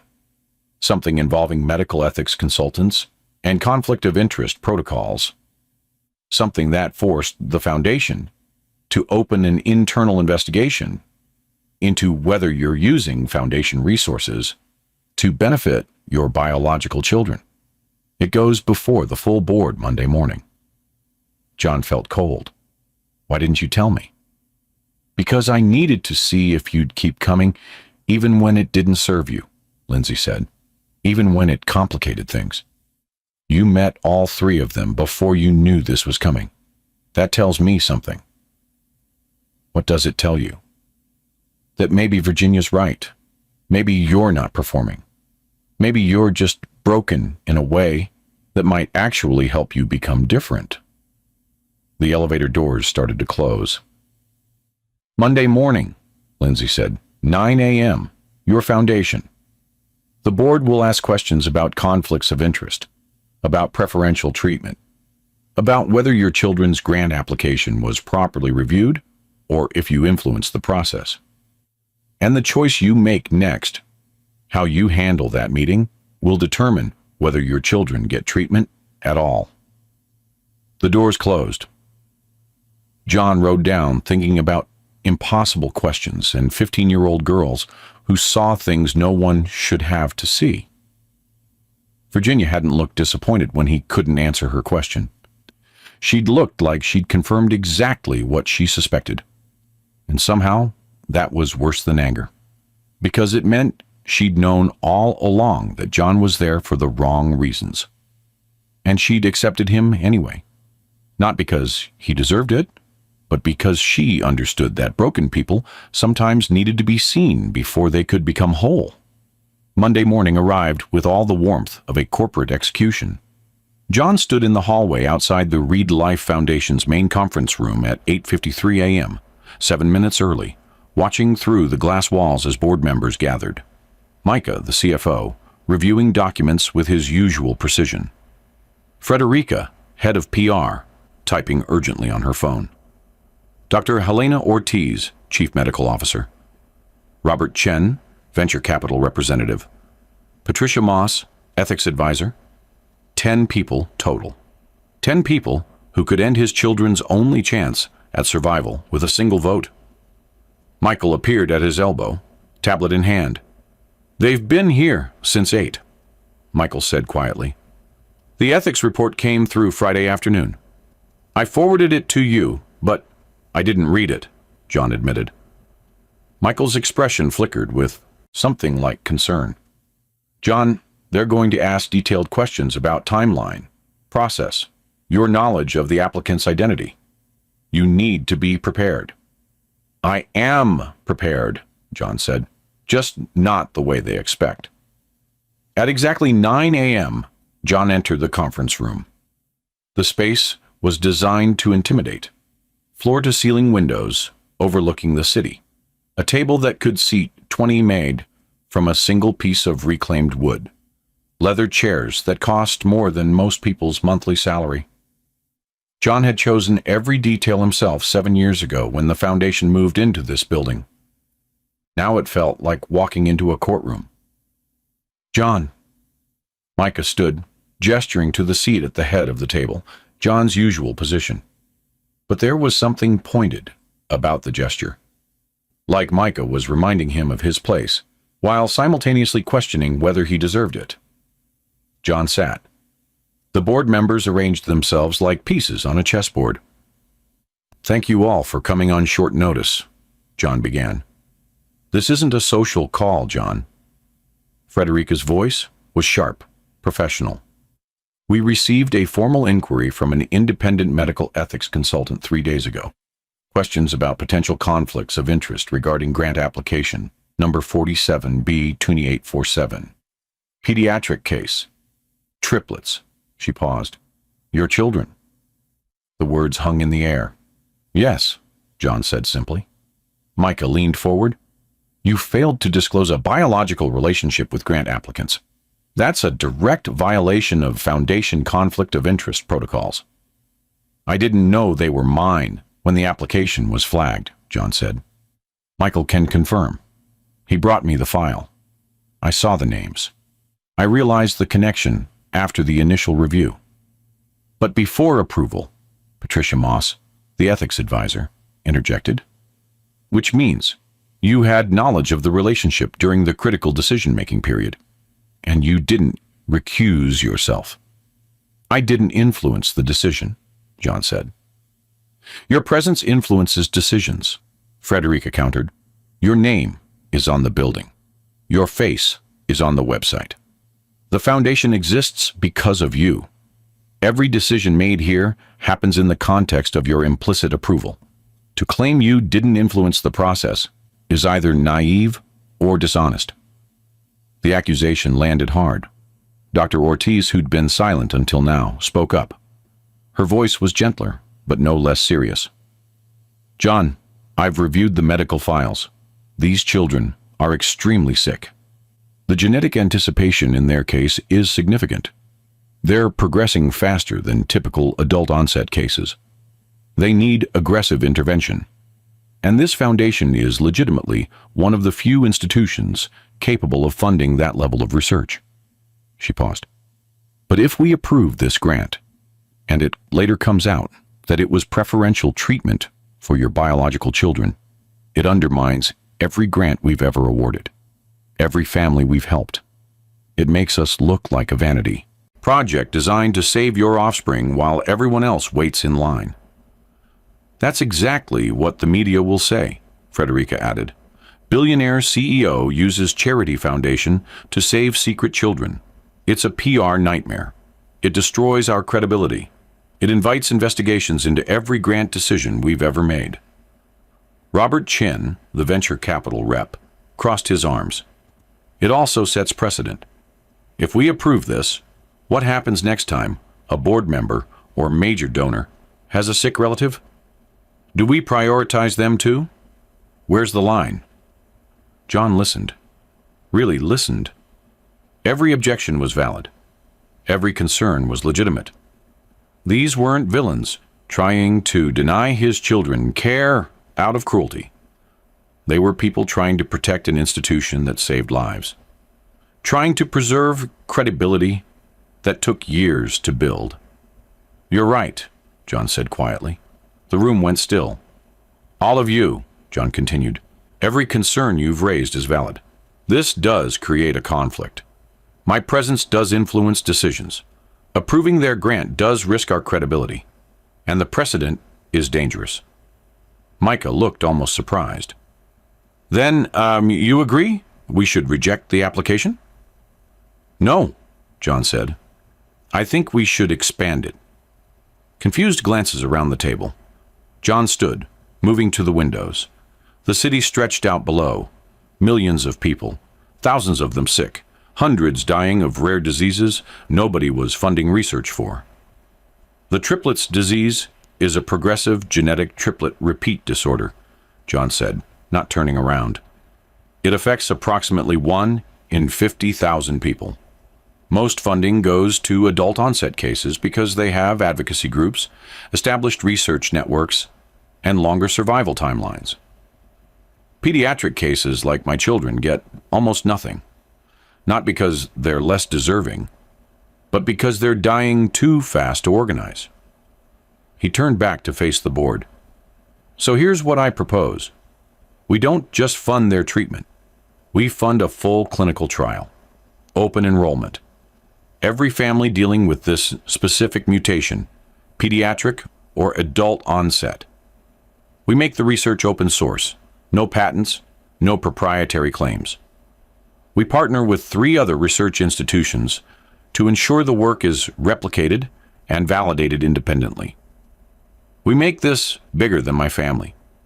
We make it about changing how we fund research for rare pediatric diseases entirely. Silence. The cost? Micah asked carefully. $47 million over 3 years, John said. I've already run preliminary numbers with Dr. Ortiz's team. That's triple our normal grant ceiling, Robert said. I know. The Foundation's reserve can't cover that, Micah said. Not without compromising other programs. Then I'll fund it personally, John said. All $47 million. And when it works, when we develop treatments that save not just my children, but dozens of other families, the Foundation gets full credit.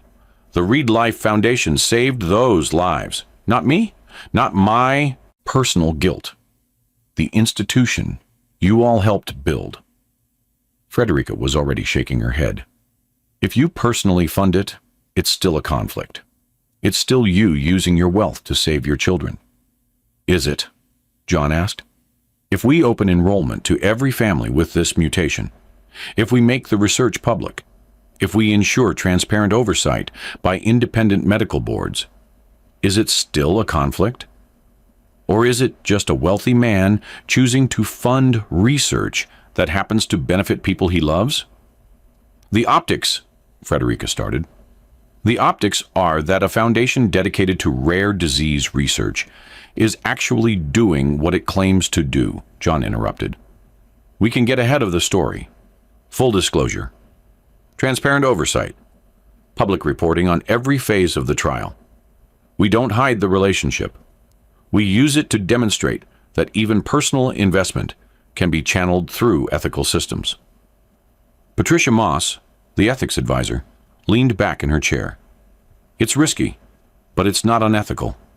If the oversight is real, if the enrollment is truly open, if the research is genuinely independent. It will be, John said, because I'll recuse myself from all decision-making related to the trial. You'll establish an independent review board. I'll fund it, but I won't control it. And if the board determines at any point that my involvement is compromising the integrity of the research, I'll step back entirely. Even if that means your children don't get treatment? Dr. Ortiz asked. John felt the weight of the question. Terry's fierce protectiveness. Wanda's sharp anger. Virginia's impossible question. What would you have done if we weren't sick? Even then, John said quietly, because if I compromise this foundation to save 3 people, I destroy its ability to save thousands. And they wouldn't want that. My children wouldn't want to be saved at the cost of everyone else who's dying of diseases nobody's funding. The board members exchanged glances. We're just getting to the good part, Micah said, and there was something almost like respect in his voice. What happens if you fund this trial, and it fails? If the research doesn't produce viable treatments? You'll have spent $47 million. The Foundation's reputation will be tied to a failed experiment, and your children will still be dying. Then I'll have tried, John said, and failed. And at least other families will have data. We'll know what doesn't work. We'll have a foundation to build on. That's how research works. Failure is part of the process. You're willing to risk everything, Frederica said slowly. Your personal fortune, the Foundation's credibility, your children's trust, if this doesn't work. Yes. Why? John thought about Virginia's words. Redemption is about you. Transformation is about becoming different. Because I spent 15 years building monuments to myself, John said. Buildings with my name, awards with my face, a foundation that existed to make me feel better about dying. And then I met 3 children who saw through all of it, who asked me questions I couldn't answer, who taught me that legacy isn't about what you build. It's about what you give away. So yes, I'm willing to risk everything, not for redemption, but because it's the right thing to do. And for the first time in my life, that's actually enough reason. The room was silent for a long moment. Then Micah spoke. I'll need detailed protocols, independent oversight structure, transparent reporting mechanisms, and you sign a legally binding agreement that you'll recuse yourself from any decisions related to this trial. Done, John said. Frederica pulled out her phone. I'll draft the PR strategy. Full transparency. We announce before anyone leaks it. Control the narrative by being honest about it. Dr. Ortiz nodded. I'll coordinate with genetics research networks, identify partner institutions, establish enrollment criteria that's medically sound and ethically defensible. One by one, the board members started planning. Not because they believed in John, but because they believed in the science, in the possibility, in what the foundation could become if it was bigger than one man's guilt. All in favor? Micah asked formally. 10 hands went up. Motion carries, Micah said, pending legal review and protocol approval. John, you've got 3 weeks to finalize the oversight structure. If it doesn't pass independent ethics review, we revisit this decision. Understood, John said. The meeting adjourned. Board members filed out, already on phones, already coordinating. Michael waited until the room was empty. That was either brilliant or insane, Michael said. Probably both, John admitted. His phone buzzed, a text from Lindsay. Terry's condition has changed. You need to come now. John's stomach dropped. The board had voted yes. Not because they believed in John, but because they believed in the science. And for the first time in his life, that was enough. But approving the funding was the easy part. What came next would test whether John had actually changed, or just gotten better at performing redemption. Because Terry's condition was about to take a turn nobody saw coming. And everything John had just promised the board, the oversight, the independence, the ethical systems, was about to be tested against the one thing he couldn't control. The desperate need to save a daughter who was dying faster than anyone expected. John left the conference room at a run. The real test wasn't whether he could convince a board. It was whether he could keep his promises when keeping them might cost him everything. John broke every traffic law between the Foundation headquarters and Children's Memorial Hospital. His phone kept buzzing. Michael, Micah, Frederica. He ignored all of them. Terry's condition has changed. You need to come now. The text had arrived at 9:47 a.m., exactly 12 minutes after the board meeting ended. John had been in the elevator when his phone lit up. He'd driven straight there, still in his suit from the meeting, still carrying the folder of ethics protocols he'd promised to review. None of it mattered. He reached the hospital at 10:23 a.m., parked illegally, ran. The 6th floor was different than it had been during his visits, quieter, more tense. 2 nurses stood outside room 612, speaking in low voices. They stopped talking when John approached. Family? One of them asked. Yes, John said. The word felt new in his mouth. I'm her father. The nurse nodded and stepped aside. Inside, the room was crowded in a way that made John's chest tighten. Lindsay stood by Terry's bed, one hand on her daughter's forehead. Her other hand gripped the bed rail so hard her knuckles were white. Wanda sat in the corner, knees pulled to her chest, eyes red. Virginia stood by the window, perfectly still, staring at nothing. Terry was unconscious. Her skin had a grayish tint that looked wrong. Too many machines surrounded her, more than during John's previous visit. The monitors beeped in urgent, irregular patterns. An IV pump dispensed something John couldn't identify. The ventilator hissed softly. What happened? John asked. Lindsay didn't turn around. Seizure. 7:43 this morning. She collapsed in the bathroom. By the time the nurses got to her, she was unresponsive. They stabilized her, but her voice cracked. The fever won't break, and her neurological responses are deteriorating. John moved closer. Terry looked impossibly small in the hospital bed. Her hands, which had trembled during their first meeting, were perfectly still now. Too still. "The mutation is accelerating," Lindsay continued, her voice barely above a whisper. "Faster than any progression model predicted. The genetic anticipation, the way the disease worsens each generation, it's not following normal timelines. She's declining at a rate we'd expect over months, not days." "What does that mean?" John asked, though he already knew. "It means we're running out of time," Wanda said from the corner. Her voice was raw, broken. "It means whatever you promised that board this morning, whatever ethical oversight and independent review you negotiated, it doesn't matter. Because Terry doesn't have 3 weeks for protocol approval. She might not have 3 days."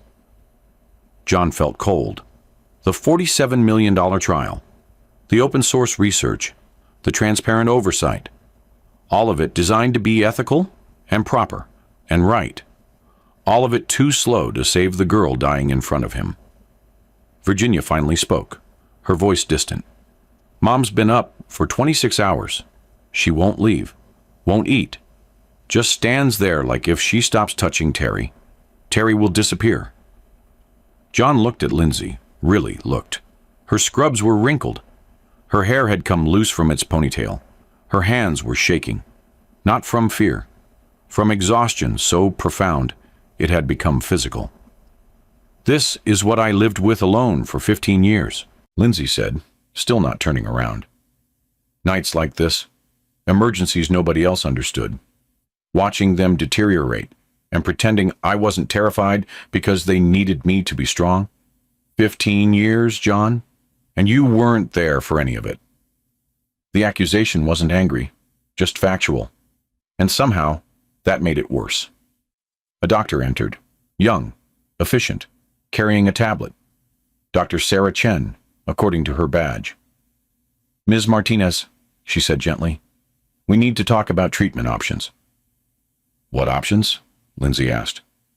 "The experimental protocol we've been discussing. The one that requires genetic modification of her existing cells. It's risky, 40% chance of severe adverse reactions. But at this point, it's the only intervention that might stabilize her progression." "How fast can you start?" Lindsay asked. Dr. Chen hesitated. "Normally, we'd need ethics committee approval, informed consent documentation, minimum 72-hour observation period before beginning experimental treatment." "She doesn't have 72 hours, Wanda said flatly. "I know," Dr. Chen replied, "which is why I'm asking for emergency authorization.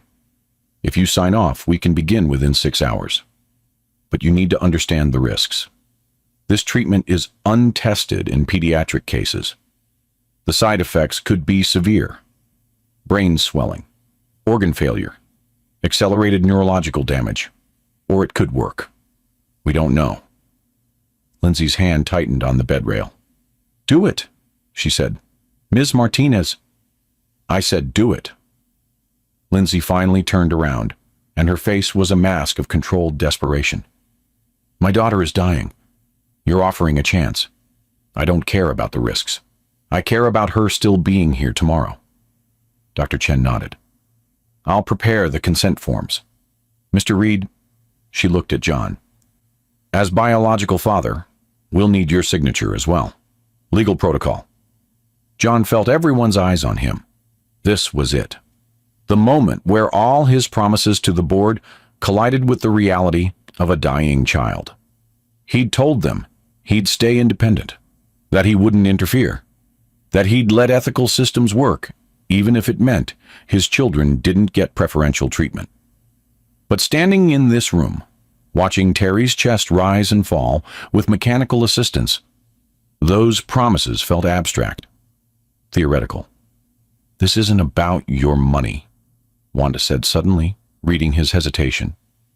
"This isn't about your influence or your foundation or your board. This is about showing up, about being here when it's hard, when there's nothing you can fix, when all you can do is stay." John looked at her. I'm not trying to fix it. Aren't you? Wanda challenged. Aren't you already thinking about how to use your connections to speed up approval? How to pressure the hospital? How to leverage your wealth to make this happen faster? She was right. He'd been doing exactly that. Mentally cataloging which board members he could call, which doctors owed him favors, how much money would make. The bureaucracy moved quicker. Yes, John admitted, I was. Don't, Virginia said from the window. Don't make Terry's crisis about your need to control things. Just be here, with us. That's what she needs, what we all need. John felt something fundamental shift. He wasn't here to solve this. He was here to witness it, to carry the weight with them instead of trying to lift it alone. Okay, John said quietly. He looked at Dr. Chen. I'll sign the consent forms, not because I'm trying to influence the treatment, but because Lindsay asked me to. Dr. Chen nodded and left. The hours that followed blurred together. Lindsay refused to leave Terry's side. Wanda paced. Virginia drew in a sketchbook she'd brought, creating images of hospitals and hands and family that looked nothing like the perfect families in advertisements. John sat in a chair someone had brought in from another room. He didn't try to take charge, didn't make phone calls or pull strings. He just stayed. At 2:47 p.m., Terry's fever spiked to 104.2. Alarms screamed. Nurses flooded in. Lindsay was pushed back from the bed, and for the first time, John saw her completely break down. She collapsed into Wanda, sobbing. I can't lose her. I can't. Not her. Not like this. Wanda held her mother, the angry, skeptical daughter, holding the warrior mother who'd finally reached her limit. Virginia moved to them both, wrapping her thin arms around them. The three of them stood there, holding each other while Terry's body fought battles none of them could join. John felt useless, powerless. Every resource he'd ever built, every connection he'd ever made, every dollar he'd ever earned. None of it could help in this moment. He could only watch. The nurses worked quickly, adjusted medications, cooled her down with specialized blankets, called orders to each other in language John didn't understand. 20 minutes later, Dr. Chen emerged. She's stabilized, she said. Barely, but stable. The treatment is ready. We can start now, or we can wait to see if she stabilizes further on her own. Now, Lindsay said immediately. Start now. Dr. Chen looked at John. Mr. Reed, do you concur? John looked at Terry. Unconscious, fragile, fighting. Then at Lindsay, Wanda, and Virginia. It's not my decision, John said quietly. It's theirs. I'll support whatever they choose. Lindsay nodded, something like gratitude crossing her exhausted face. Now, she repeated. The treatment began at 3:15 p.m. They moved Terry to a specialized unit. Sterile, isolated, monitored. Only one visitor at a time. Maximum 30 minutes.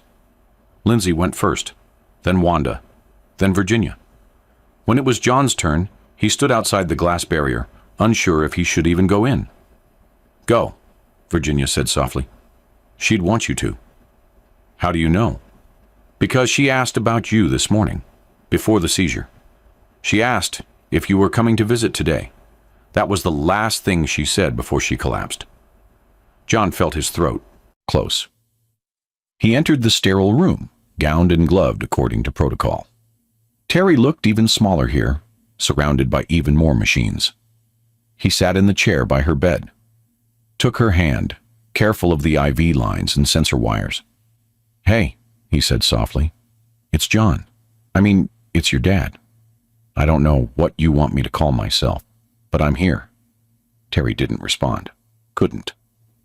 Lindsay said you liked stories when you were little, John continued, that she used to read to you before bed.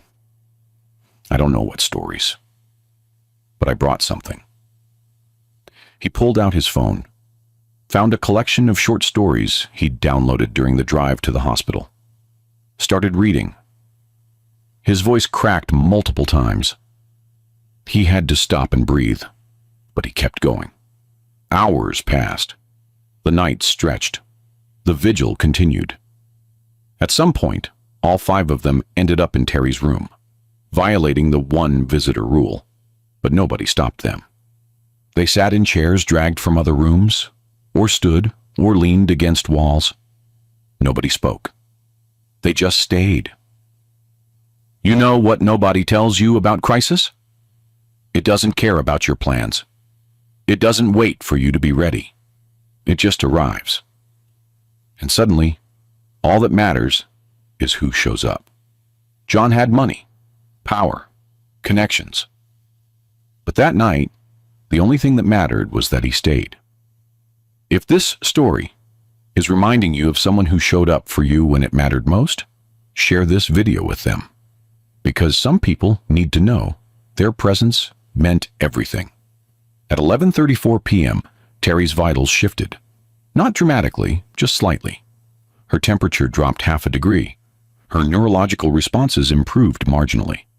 Dr. Chen came in, checked monitors, looked cautiously hopeful.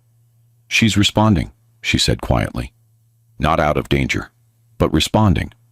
The treatment is working. So far. Lindsay cried again. Different tears this time. Relief mixed with exhaustion, mixed with the terror that this could still go wrong. Dawn came slowly. John watched the sun rise through the hospital windows, painting the sterile room in shades of gold and pink. He was still holding Terry's hand. He'd been holding it for 8 hours. His back hurt. His legs were numb. He was still wearing his suit from the board meeting, now hopelessly wrinkled. None of it mattered. At 6:47 a.m., Terry's eyes opened. Just barely. Just a flutter. But open. "Mom," she whispered, a voice barely audible. Lindsay was there instantly. "I'm here, baby. I'm right here." Terry's eyes moved, unfocused, searching. They landed on John. "You stayed," she said. "Yes," John replied, his voice breaking. "I stayed." "Good," Terry whispered. Then her eyes closed again, but her breathing was stronger, her color better. She was going to survive. This time, John had spent 56 years being in control, building empires, managing outcomes, ensuring success through strategy and resources and relentless execution. But that night, watching his daughter fight for every breath, he learned what it meant to simply be present. And it was the hardest thing he'd ever done. Because presence required surrendering control. It meant sitting with fear without trying to fix it. It meant being helpless and staying anyway.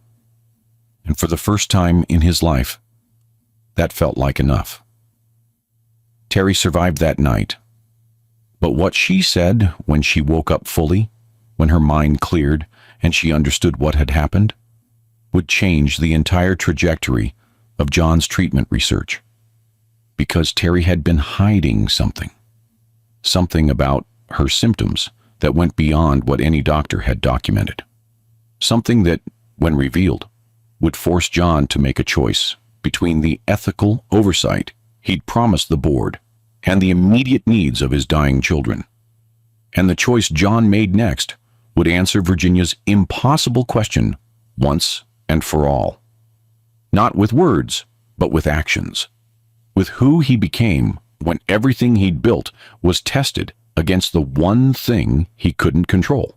Love that demanded he show up without any guarantee of redemption.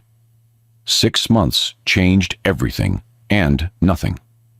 The International Genetics Research Symposium took place in a convention center that could hold 3,000 people. Today, it held 2,047 researchers, clinicians, patient advocates, pharmaceutical representatives, and families desperate for hope.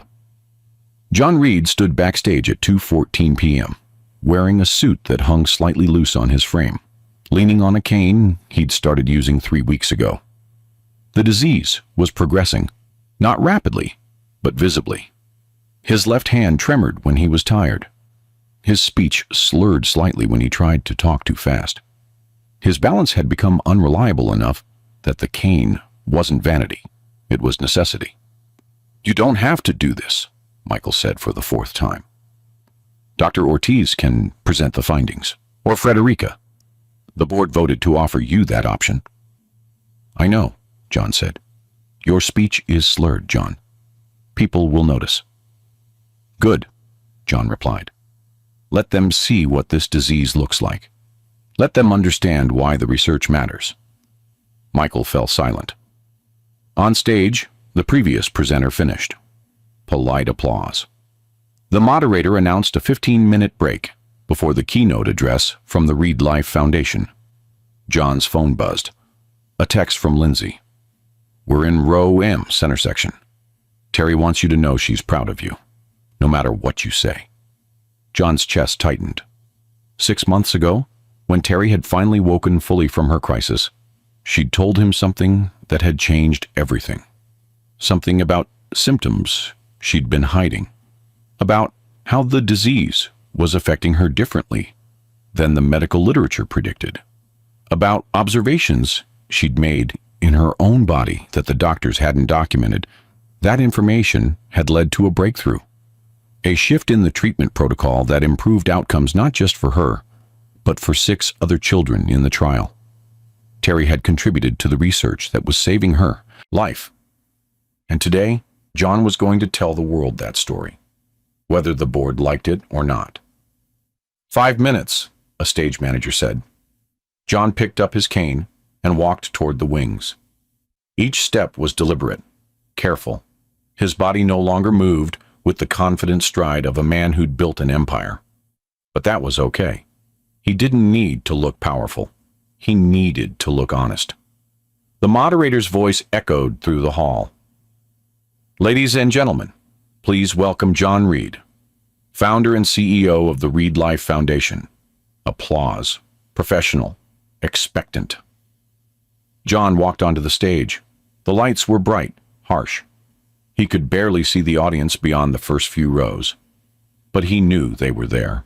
Hundreds of people who dedicated their lives to understanding diseases like his children's.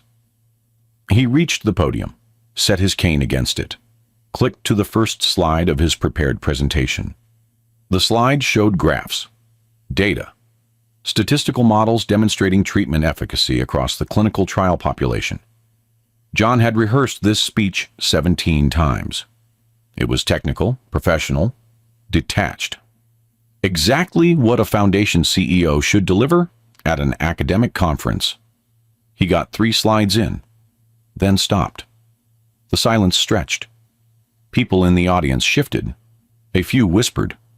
The moderator looked concerned. John looked down at his notes. 47 pages of carefully crafted medical jargon and research findings. He pushed them aside. "I need to tell you something I should have said months ago," John said. His voice carried through the microphone, slightly slurred but clear enough. The room went perfectly still. "This research isn't abstract to me," John continued. "I have this disease, genetic triplet repeat disorder, with progressive neurological degeneration. I've known for 9 years. I founded the Reed Life Foundation because I was terrified of dying. And I thought if I threw enough money at the problem, I could buy myself more time." He paused, gripping the podium. "But 8 months ago, something happened that changed everything. A grant application came through our system. 3 children, triplets, and 15 years old. All diagnosed with the same disease I have. And their last name was Reed." Murmurs rippled through the audience. "They were mine," John said. "My biological children. From a relationship I walked away from 16 years ago. A woman I abandoned when she called to tell me she was pregnant. I sent money." Then silence. "I never asked if the pregnancy resulted in 1 child or 3. I never wondered what their names were. I never checked if they were okay. For 15 years, I pretended they didn't exist because acknowledging them would have complicated the life I was building." The room was so quiet John could hear his own breathing. And then their grant application landed on my desk, and I saw their photo. 3 children with my eyes, dying of a disease I gave them. A disease that gets worse with each generation, which means they're sicker than I ever was. Declining faster, running out of time while they're still in high school. He looked out into the audience, searching. Found row M. Lindsay sat with her arms around Virginia. Terry leaned forward, watching intently. Wanda's expression was unreadable, but focused. I met them, John continued, and they asked me questions I couldn't answer. Terry asked me who takes care of the people who spend all their time caring for others. Wanda asked me why I was helping them now, when I'd had 15 years to show up. And Virginia? His voice cracked. Virginia asked me what I would have done if they weren't sick. If they were just 3 healthy kids I didn't know about. Would I have ever come looking for them? He paused. Swallowed hard. I didn't have an answer. I still don't. Because the truth is, I'm here because they're dying. I'm here because my genetic mistake became their death sentence. And that's not noble. That's not redemption. That's just a coward finally forced to face consequences. Someone in the audience gasped. John heard typing. Journalists, probably, already drafting headlines. But here's what I learned from them, John said. Terry taught me that strength isn't about control. It's about showing up even when you're terrified. Wanda taught me that honesty isn't the same as kindness, but it's the only foundation worth building on. And Virginia taught me that redemption isn't about feeling better. It's about becoming different. He clicked to a new slide, not the prepared presentation. A simple image, the Read Life Foundation logo with the word open source across it. So today, I'm announcing something my board is probably going to hate me for, John said. The Read Life Foundation is releasing all patents related to this research, all of them. Open source, no royalties, no proprietary claims. Any researcher, any institution, any pharmaceutical company that wants to use this work to develop treatments, you have full access, for free. The murmurs grew louder. Because if we're going to cure this disease, if we're going to save my children and the hundreds of other families dealing with these mutations, it can't belong to one person, one family, or one foundation. It has to belong to everyone. The research, the treatments, the hope. John's hand trembled against the podium. He steadied himself with the cane. I built this foundation to save myself, he said quietly. But it took meeting my children to understand what saving actually means. It means giving away everything you've hoarded. It means making yourself vulnerable. It means admitting that the monuments you built, the buildings with your name, the awards, the press releases, none of it matters if you're too afraid to love the people right in front of you. He looked directly at Terry, Wanda, and Virginia. I failed you for 15 years, he said. I can't undo that. I can't buy back that time. But I can do this.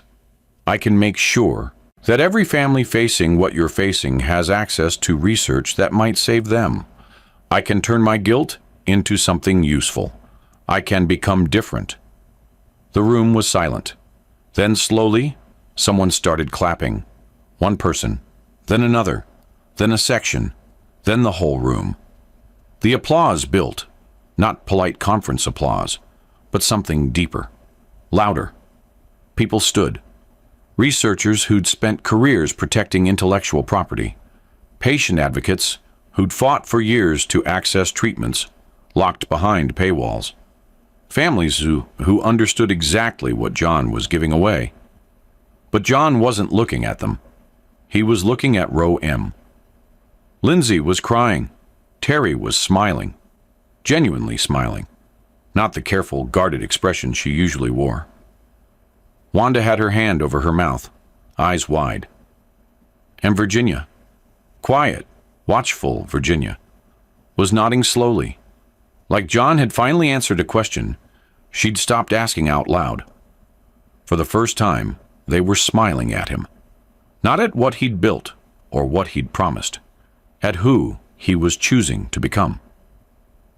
John finished the presentation, answered questions, some hostile, some grateful, some confused. Explained the oversight mechanisms, the independent review boards, the transparent reporting structures. When it was over, he made his way off stage, leaning heavily on his cane. Lindsay met him in the hallway outside the conference hall. "That was either the bravest or stupidest thing you've ever done," she said. "Probably both," John replied. "The board is going to explode." "I know." "The media is going to tear you apart." "Billionaire admits to abandoning sick children." That's tomorrow's headline. "I know." Lindsay studied him. "You did it anyway." "I did it anyway." Terry, Wanda, and Virginia appeared behind Lindsay. Terry walked straight to John and hugged him, the first time she'd initiated physical contact. Her body was thin and fragile, but her grip was fierce. "Thank you," she whispered. "For what?" John asked. "For telling the truth, even when it made you look bad, even when it cost you something." She pulled back, looked up at him. That's the choice Virginia was waiting for. Not what you'd say. What you'd do when being honest meant losing something you cared about. Wanda stepped forward. "I'm still angry at you, but I'm also proud of you, which is confusing. I don't like being confused." "I know," John said. "I'm sorry." "Don't be sorry," Wanda replied. "Just keep showing up. That's all we need." Virginia was last. She didn't hug him, just looked at him with those eyes that saw everything. "You answered my question," she said quietly. "Which question?" "What you would have done if we weren't sick," Virginia said. "You didn't answer it with words. You answered it with what you just did. You chose transparency over reputation, connection over legacy. You became different. That's the answer." John felt something inside him settle. Not peace, he didn't deserve peace, but clarity. "I'm still dying," he said. "We all are. The treatment is working, but it's not a cure. We're buying time, not guarantees." "I know," Virginia said. "But you're spending the time you have differently now. That matters." The five of them stood in the hallway, while conference attendees streamed past, some staring, some pretending not to notice. A family, broken and complicated, and built 6 months too late, but a family nonetheless. But going public had consequences John didn't anticipate. The next morning, 3 major news outlets ran stories about the billionaire's secret family. 2 ethics watchdog groups launched investigations into whether John had violated nonprofit regulations. 1 board member resigned in protest. Frederica fielded 47 media requests before noon. And John's own health declined faster than expected. The stress of the revelation, the travel, the emotional weight. It accelerated his symptoms in ways his doctors couldn't slow. And whether the family he'd built too late could become the legacy that actually mattered. The conference hall held 800 people when John walked to the podium. Geneticists, researchers, venture capitalists, pharmaceutical executives, journalists from every major medical publication. The keynote speech at the International Rare Disease Symposium wasn't just prestigious. It was the kind of platform that shaped policy and funding for years. John's prepared remarks sat on the podium in front of him. 12 pages, carefully vetted by his PR team, his legal counsel, and 3 members of his board. A speech about innovation, about the intersection of venture philanthropy and medical research, about how Reed Life Foundation was pioneering new models for rare disease funding. He looked out at the audience, saw Dr. Ortiz in the 3rd row, arms crossed, saw Micah Chen near the back, phone already out, ready to live tweet the highlights, saw journalists with recorders ready, and in the very last row, partially obscured by a pillar, he saw Lindsay, Terry, Wanda, Virginia. They'd come. even though he hadn't asked them to. Even though the conference was overwhelming and exhausting, and Terry had been discharged from the hospital only 5 days ago. They'd come to watch him perform. John looked down at his prepared speech. Then he closed the folder. "I'm not going to give you the speech I prepared," he said into the microphone. The room went still. "Instead, I'm going to tell you the truth about why Read Life Foundation exists." Dr. Ortiz leaned forward. Micah's phone stopped mid-type. 9 years ago, I was diagnosed with a progressive genetic disorder, John continued. His voice was steady, but his left hand, resting on the podium, tremored visibly. I built this foundation because I was terrified of dying. I told everyone it was about philanthropy, about giving back, about using my wealth to help others. But really, it was about buying myself time, funding research that might save me.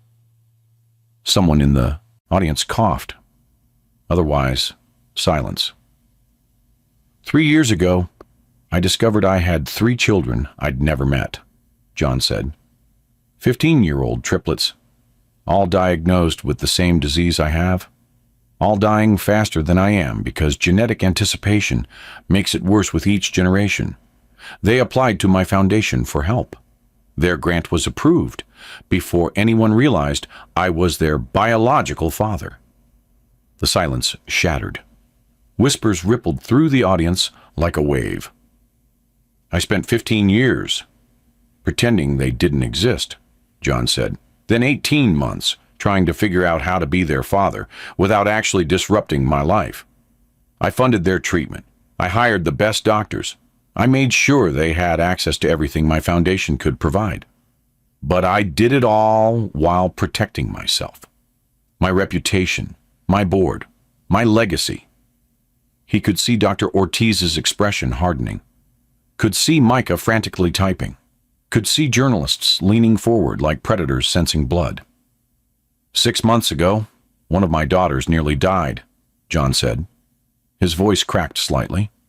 Seizures, respiratory failure, brain swelling. The only treatment option was experimental. Something we'd been developing at Read Life but hadn't fully tested. The kind of high-risk intervention that could save her or kill her faster. He paused, took a breath. I approved it, not through proper channels, not through the ethics board that exists specifically to prevent exactly this kind of conflict of interest. I used my position to bypass protocol because she was my daughter, and she was dying, and I couldn't let her go without trying everything. The whispers grew louder. It worked, John said. She survived. The treatment stabilized her, and 3 months later, we've used it successfully on 6 other patients. The data is promising, revolutionary even, but it started with me using my power to prioritize my child's life over proper research protocol. Dr. Ortiz stood up, started walking toward the exit. And that, John continued, is the fundamental problem with how we fund rare disease research in this country. The people with money get access. The people with connections get priority. The people who can afford to build foundations and sit on boards and leverage relationships, they get treatments years before anyone else. While 46 other families who applied to Read Life the same week my children got rejection letters. He could see security guards moving toward the stage, could see his PR director near the side entrance, face pale, phone pressed to her ear. So effective immediately, John said. Read Life Foundation is releasing all patents on the neurological stabilization protocol. Open source, free. Any researcher, any institution, any family can access it. No licensing fees, no proprietary control, no barriers. The room erupted. Journalists shouting questions. Board members standing, cameras flashing. Additionally, John said, voice rising over the chaos, I'm stepping down as primary decision maker for grant approvals. Leadership of Read Life's research priorities will transfer to a patient advisory council, people who've actually lived with these diseases, who understand what families need, who won't prioritize their own survival over everyone else's. Micah was sprinting toward the stage now, along with two board members John didn't recognize. "My children taught me something," John said, speaking faster now, knowing his time was running out. "They taught me that presence matters more than power, that showing up imperfectly is better than hiding perfectly. That transformation isn't about redemption. It's about refusing to let your worst choices write the ending." Security reached the podium. "Thank you for your time," John said. Then he stepped away from the microphone. The room exploded into chaos. 3 hours later, John sat in a hotel conference room with his legal team, his PR director, and 4 very angry board members. "You've destroyed us," Micah said. His voice was cold, controlled fury. 17 years of reputation building, gone in one speech. "The patents alone are worth $80 million, Frederica added. "You just gave them away, without board approval, without legal consultation, without even telling us." "The SEC will investigate," Dr. Ortiz said flatly. "Ethics boards will audit every grant we've ever approved. Shareholders will sue. Partners will pull funding. You've compromised everything we built." John sat quietly, hands folded on the table. His tremor was worse. Stress always made it worse, but he didn't hide it. "I know," he said simply. "You know?" Frederica's voice rose. "You destroyed a foundation that saves lives, and you just say, 'I know.'" "The foundation will survive," John said. "It has to, because the research is real, the treatments work. And now they'll reach people who actually need them, instead of just people who can afford to wait for patent approvals and licensing agreements." "You're done," Micah said. "Effective immediately. The board is removing you from all decision-making capacity. You'll retain a symbolic advisory role if you're lucky, but you have no operational authority. None." "I understand," John said. "Do you?" Dr. Ortiz leaned forward. "Because you've just ensured that no one in this field will ever trust you again. Your name is toxic now. Read Life might recover, but you won't." John looked at each of them. These people he'd worked with for years, who'd built something genuinely important alongside him. "I'm okay with that," he said quietly. And he was. The media response was immediate and brutal. Headlines within 24 hours. Read Life founder admits to ethics violations in emotional conference speech. Billionaire CEO steps down amid nepotism scandal. Medical Research Foundation in chaos after leader's confession. But also, open source protocol could save thousands. Expert analysis. Patient advocates praise. Leadership transition at Read Life Foundation. When breaking the rules saves lives, the John Reed dilemma. The foundation survived, barely. 5 board members resigned. 3 major funding partners pulled out. But patient advocacy groups rallied. Smaller donors increased contributions. And the open source protocol was downloaded by 127 research institutions in the first week alone. John's reputation was destroyed. His legacy was secured. And for the first time in his adult life, he understood the difference. 1 year after the conference, John Reed was dying in a house that wasn't his. Lindsay's home was small, a 3-bedroom in a neighborhood where kids still played street hockey and neighbors knew each other's names. The living room had a worn couch, bookshelves crammed with medical texts and young adult novels, and a bay window that let in afternoon light that turned everything golden. It was nothing like John's penthouse. Nothing like the glass and steel monuments he'd spent decades building. It was perfect. John lay in a hospital bed someone had set up near the window. Hospice care, the doctors called it. Palliative. Comfort measures. All the gentle euphemisms for "there's nothing more we can do."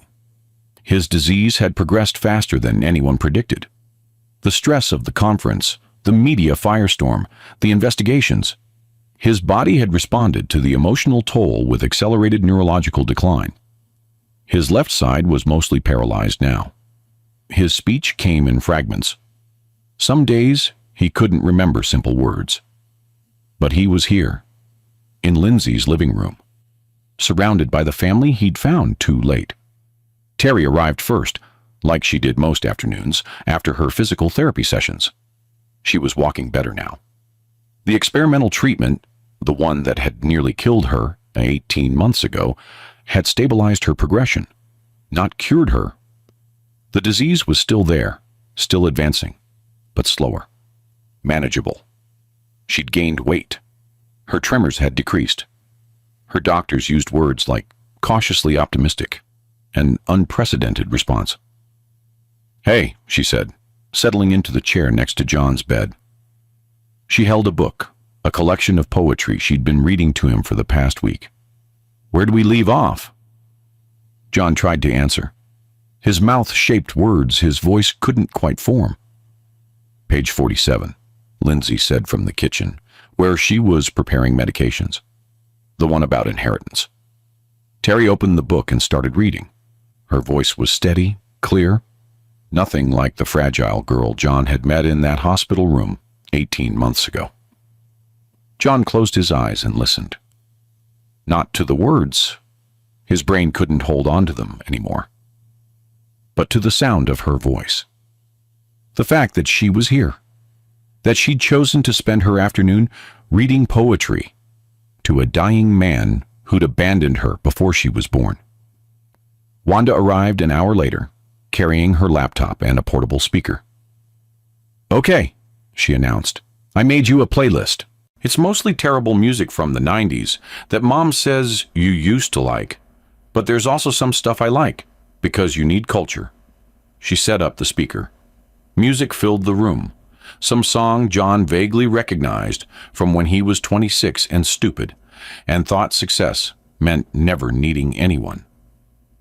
Wanda sat on the floor near his bed, laptop open, working on an essay for her college applications. "I'm writing about systemic barriers to rare disease research," she said, not looking up, "and how patient advocacy can force institutional change. You're in it. Don't worry. I made you sound less terrible than you were." John made a sound that might have been a laugh. "I'm also applying to be on the Foundation's Patient Advisory Board," Wanda continued. "Lindsay says I'm too young. I say I'm too qualified to ignore. We're arguing about it. It's great." She glanced at him, and for a moment her sharp edges softened. "You'd vote for me, right?" John managed a small nod. "That's what I thought," Wanda said, satisfied, and went back to typing. Virginia was last, carrying her sketchbook and a box of charcoals. She didn't announce herself, just settled cross-legged on the couch and started drawing. Sometimes she drew John, sometimes Lindsay, sometimes all of them together in configurations that looked nothing like traditional family portraits, but felt more honest. "I'm submitting my portfolio to art schools," Virginia said quietly, her hand moving across the page. "I'm writing my essay about inherited things. Not just diseases, but ways of seeing, ways of being, how we carry pieces of the people who made us, even when they weren't there." She looked up, met John's eyes. "You're in that too. The man who wasn't there but left pieces anyway. Gray-green eyes. Stubborn. Need to fix things. Fear of being ordinary." John wanted to tell her she was wrong, that she'd inherited nothing from him but genetic betrayal. But his words wouldn't come. Virginia smiled slightly, like she'd heard him anyway. "It's okay. I'm making peace with the complicated parts. That's what the essay's about." The afternoon faded into evening. Lindsay moved between the kitchen and the living room, dispensing medications, adjusting John's position, making sure everyone ate something. She looked tired. She always looked tired now, caring for 4 people with the same disease in various stages. But peaceful. like she'd finally stopped carrying everything alone. At some point, Michael arrived with documents. "The will," he said quietly to Lindsay. "John wanted you to review it. Make sure everything's in order." Lindsay took the folder, read for several minutes, then looked at John with an expression he couldn't quite read. "You're sure about this?" she asked. John nodded as much as his limited movement allowed. "Okay," Lindsay said. She turned to the children. "Your father updated his will 6 months ago, after the conference. He wanted me to tell you about it before—" She stopped, composed herself. "Before it's too late for questions." Terry, Wanda, and Virginia looked up, attentive. "The Reed Life Foundation continues," Lindsay said, "fully funded. But leadership doesn't stay with the board. It transfers to a patient advisory council. People who've lived with these diseases, who understand what families need. I'll chair it, if I want to. John's already spoken to the board." "They agreed?" Wanda asked, surprised. "After 6 months of fighting," Lindsay said. "But yes, they agreed." "And his money?" Terry asked quietly. "Equal trusts for each of you," Lindsay said. "Structured to fund your education, medical care, and whatever futures you build. It's significant. Enough that you'll never have to worry about affording treatment." John watched their faces, waiting for the moment when they realized what money could buy them. Waiting for gratitude or relief, or the complicated emotions that came with inheriting wealth from a man who'd failed them. But Virginia's response was different than he expected. "That's nice," she said simply. "But it's not the important part, is it?" Lindsay smiled. "No, the important part is in here." She pulled out a separate envelope. "Letters, one for each of you. For birthdays John won't be here for. Graduations, weddings if you want them. First jobs, hard days. He's been writing them for months, while he still could." The room went very quiet. "He wanted me to read one now," Lindsay continued. "While he can still hear it. While you're all here. Is that okay?" 3 nods. Lindsay opened the envelope, marked Terry, age 18. Cleared her throat. Read aloud. "Terry, you taught me that strength isn't about control. It's about showing up, even when you're afraid. You showed up for your sisters every day of your life. You showed up for your mom when she was exhausted. You even showed up for me, a stranger who should have been your father, but was just a man learning how to be present. I hope when you turn 18, you're celebrating. I hope the treatment worked. I hope you're healthy and fierce, and planning a future I won't get to see. But if you're struggling, if the disease came back, if you're scared, if you're tired, I want you to know, showing up for yourself counts too. You don't have to be strong all the time. You don't have to mother everyone. You're allowed to need help. You're allowed to rest. And wherever I am, I'm proud of you, for everything you became, despite everything I failed to be." Terry was crying, silent tears that she didn't bother to wipe away. Lindsay continued with Wanda's letter. "Wanda, you taught me that honesty isn't the same as kindness, but it's the only foundation worth building on. You never let me hide from what I'd done. You never let me perform redemption without earning it. You made me tell the truth even when it hurt. I hope when you read this, you're still fighting. Still asking hard questions. Still refusing to let people off the hook. The world needs people like you, people who won't accept comfortable lies. But I also hope you've learned to be gentle with yourself. That being honest doesn't mean being hard. That you can demand truth and still offer grace. You gave me both. I'm grateful for that, even when it destroyed me." Wanda laughed through her tears. "You're still kind of terrible at apologies." "One more," Lindsay said, opening Virginia's letter. "Virginia, you asked me what I would have done if you weren't sick. I've thought about that question every day since you asked it, and the only answer I have is this. I hope I would have been brave enough to find you anyway.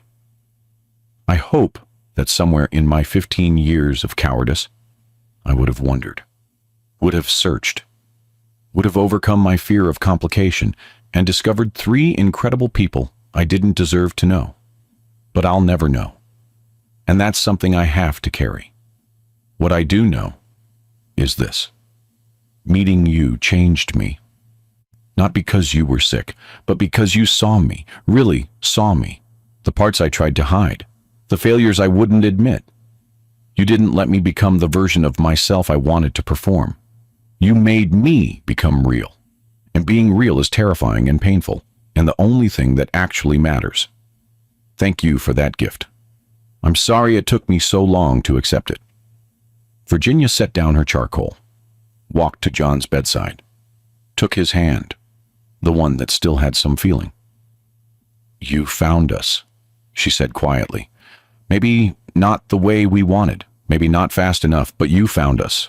That counts. The sun had set. The living room was lit by lamps that cast warm, comfortable shadows. All 5 of them were there. John, Lindsay, Terry, Wanda, Virginia. In a small house, in a normal neighborhood, being a family in the only way they knew how. I'm sorry, John managed to say. The words came out slurred, barely audible, but clear enough.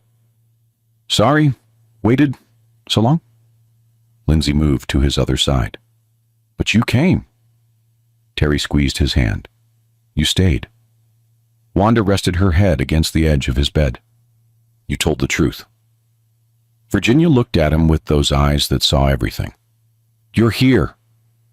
And in that moment, in that small, imperfect, too late moment, John understood what legacy actually meant. Not buildings, not foundations, not patents or press releases or monuments with his name carved in bronze. Just this, being present, being seen, being loved, despite being undeserving. Stories like this don't have perfect endings. They have real ones. John didn't get absolution. He got presence. He got connection. He got to be a father for 1 year out of the 16 he could have had. And maybe that's the point.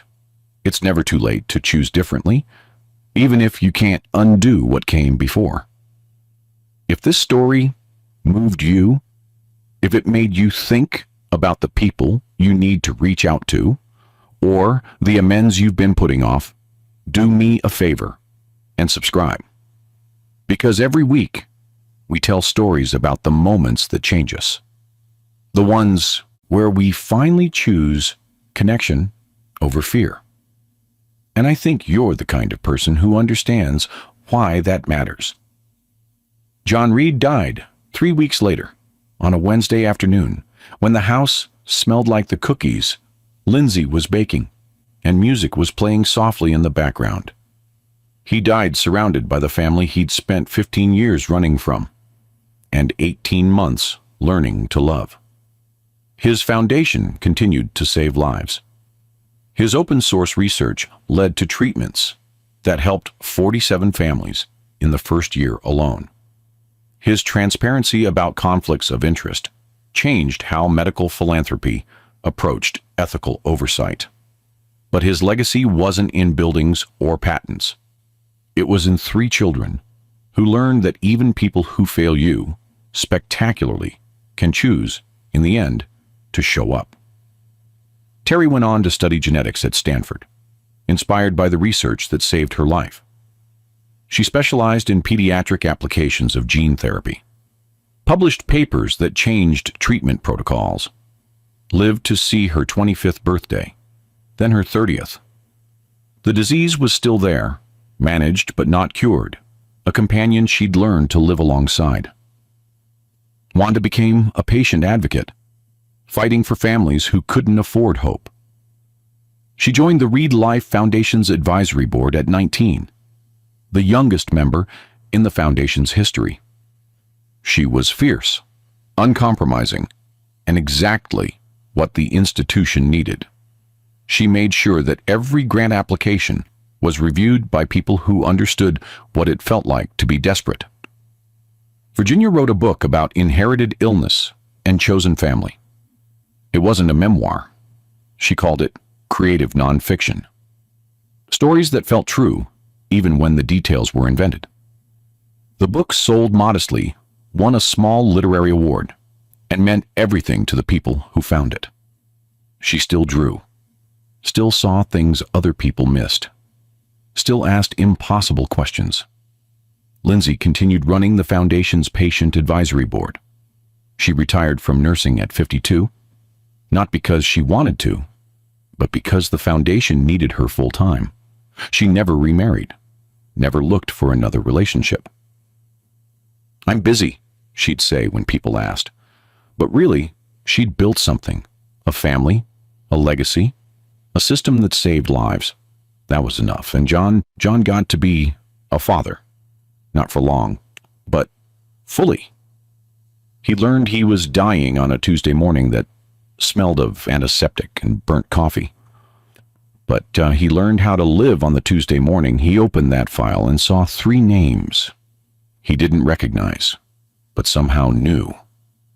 Redemption isn't about erasing the past. It's about refusing to let the past write the ending. John's past was abandonment and cowardice, and 15 years of silence. But his ending was presence, connection, love earned through the simple, relentless act of showing up. And sometimes, that's the only redemption that matters. Sometimes, it's enough.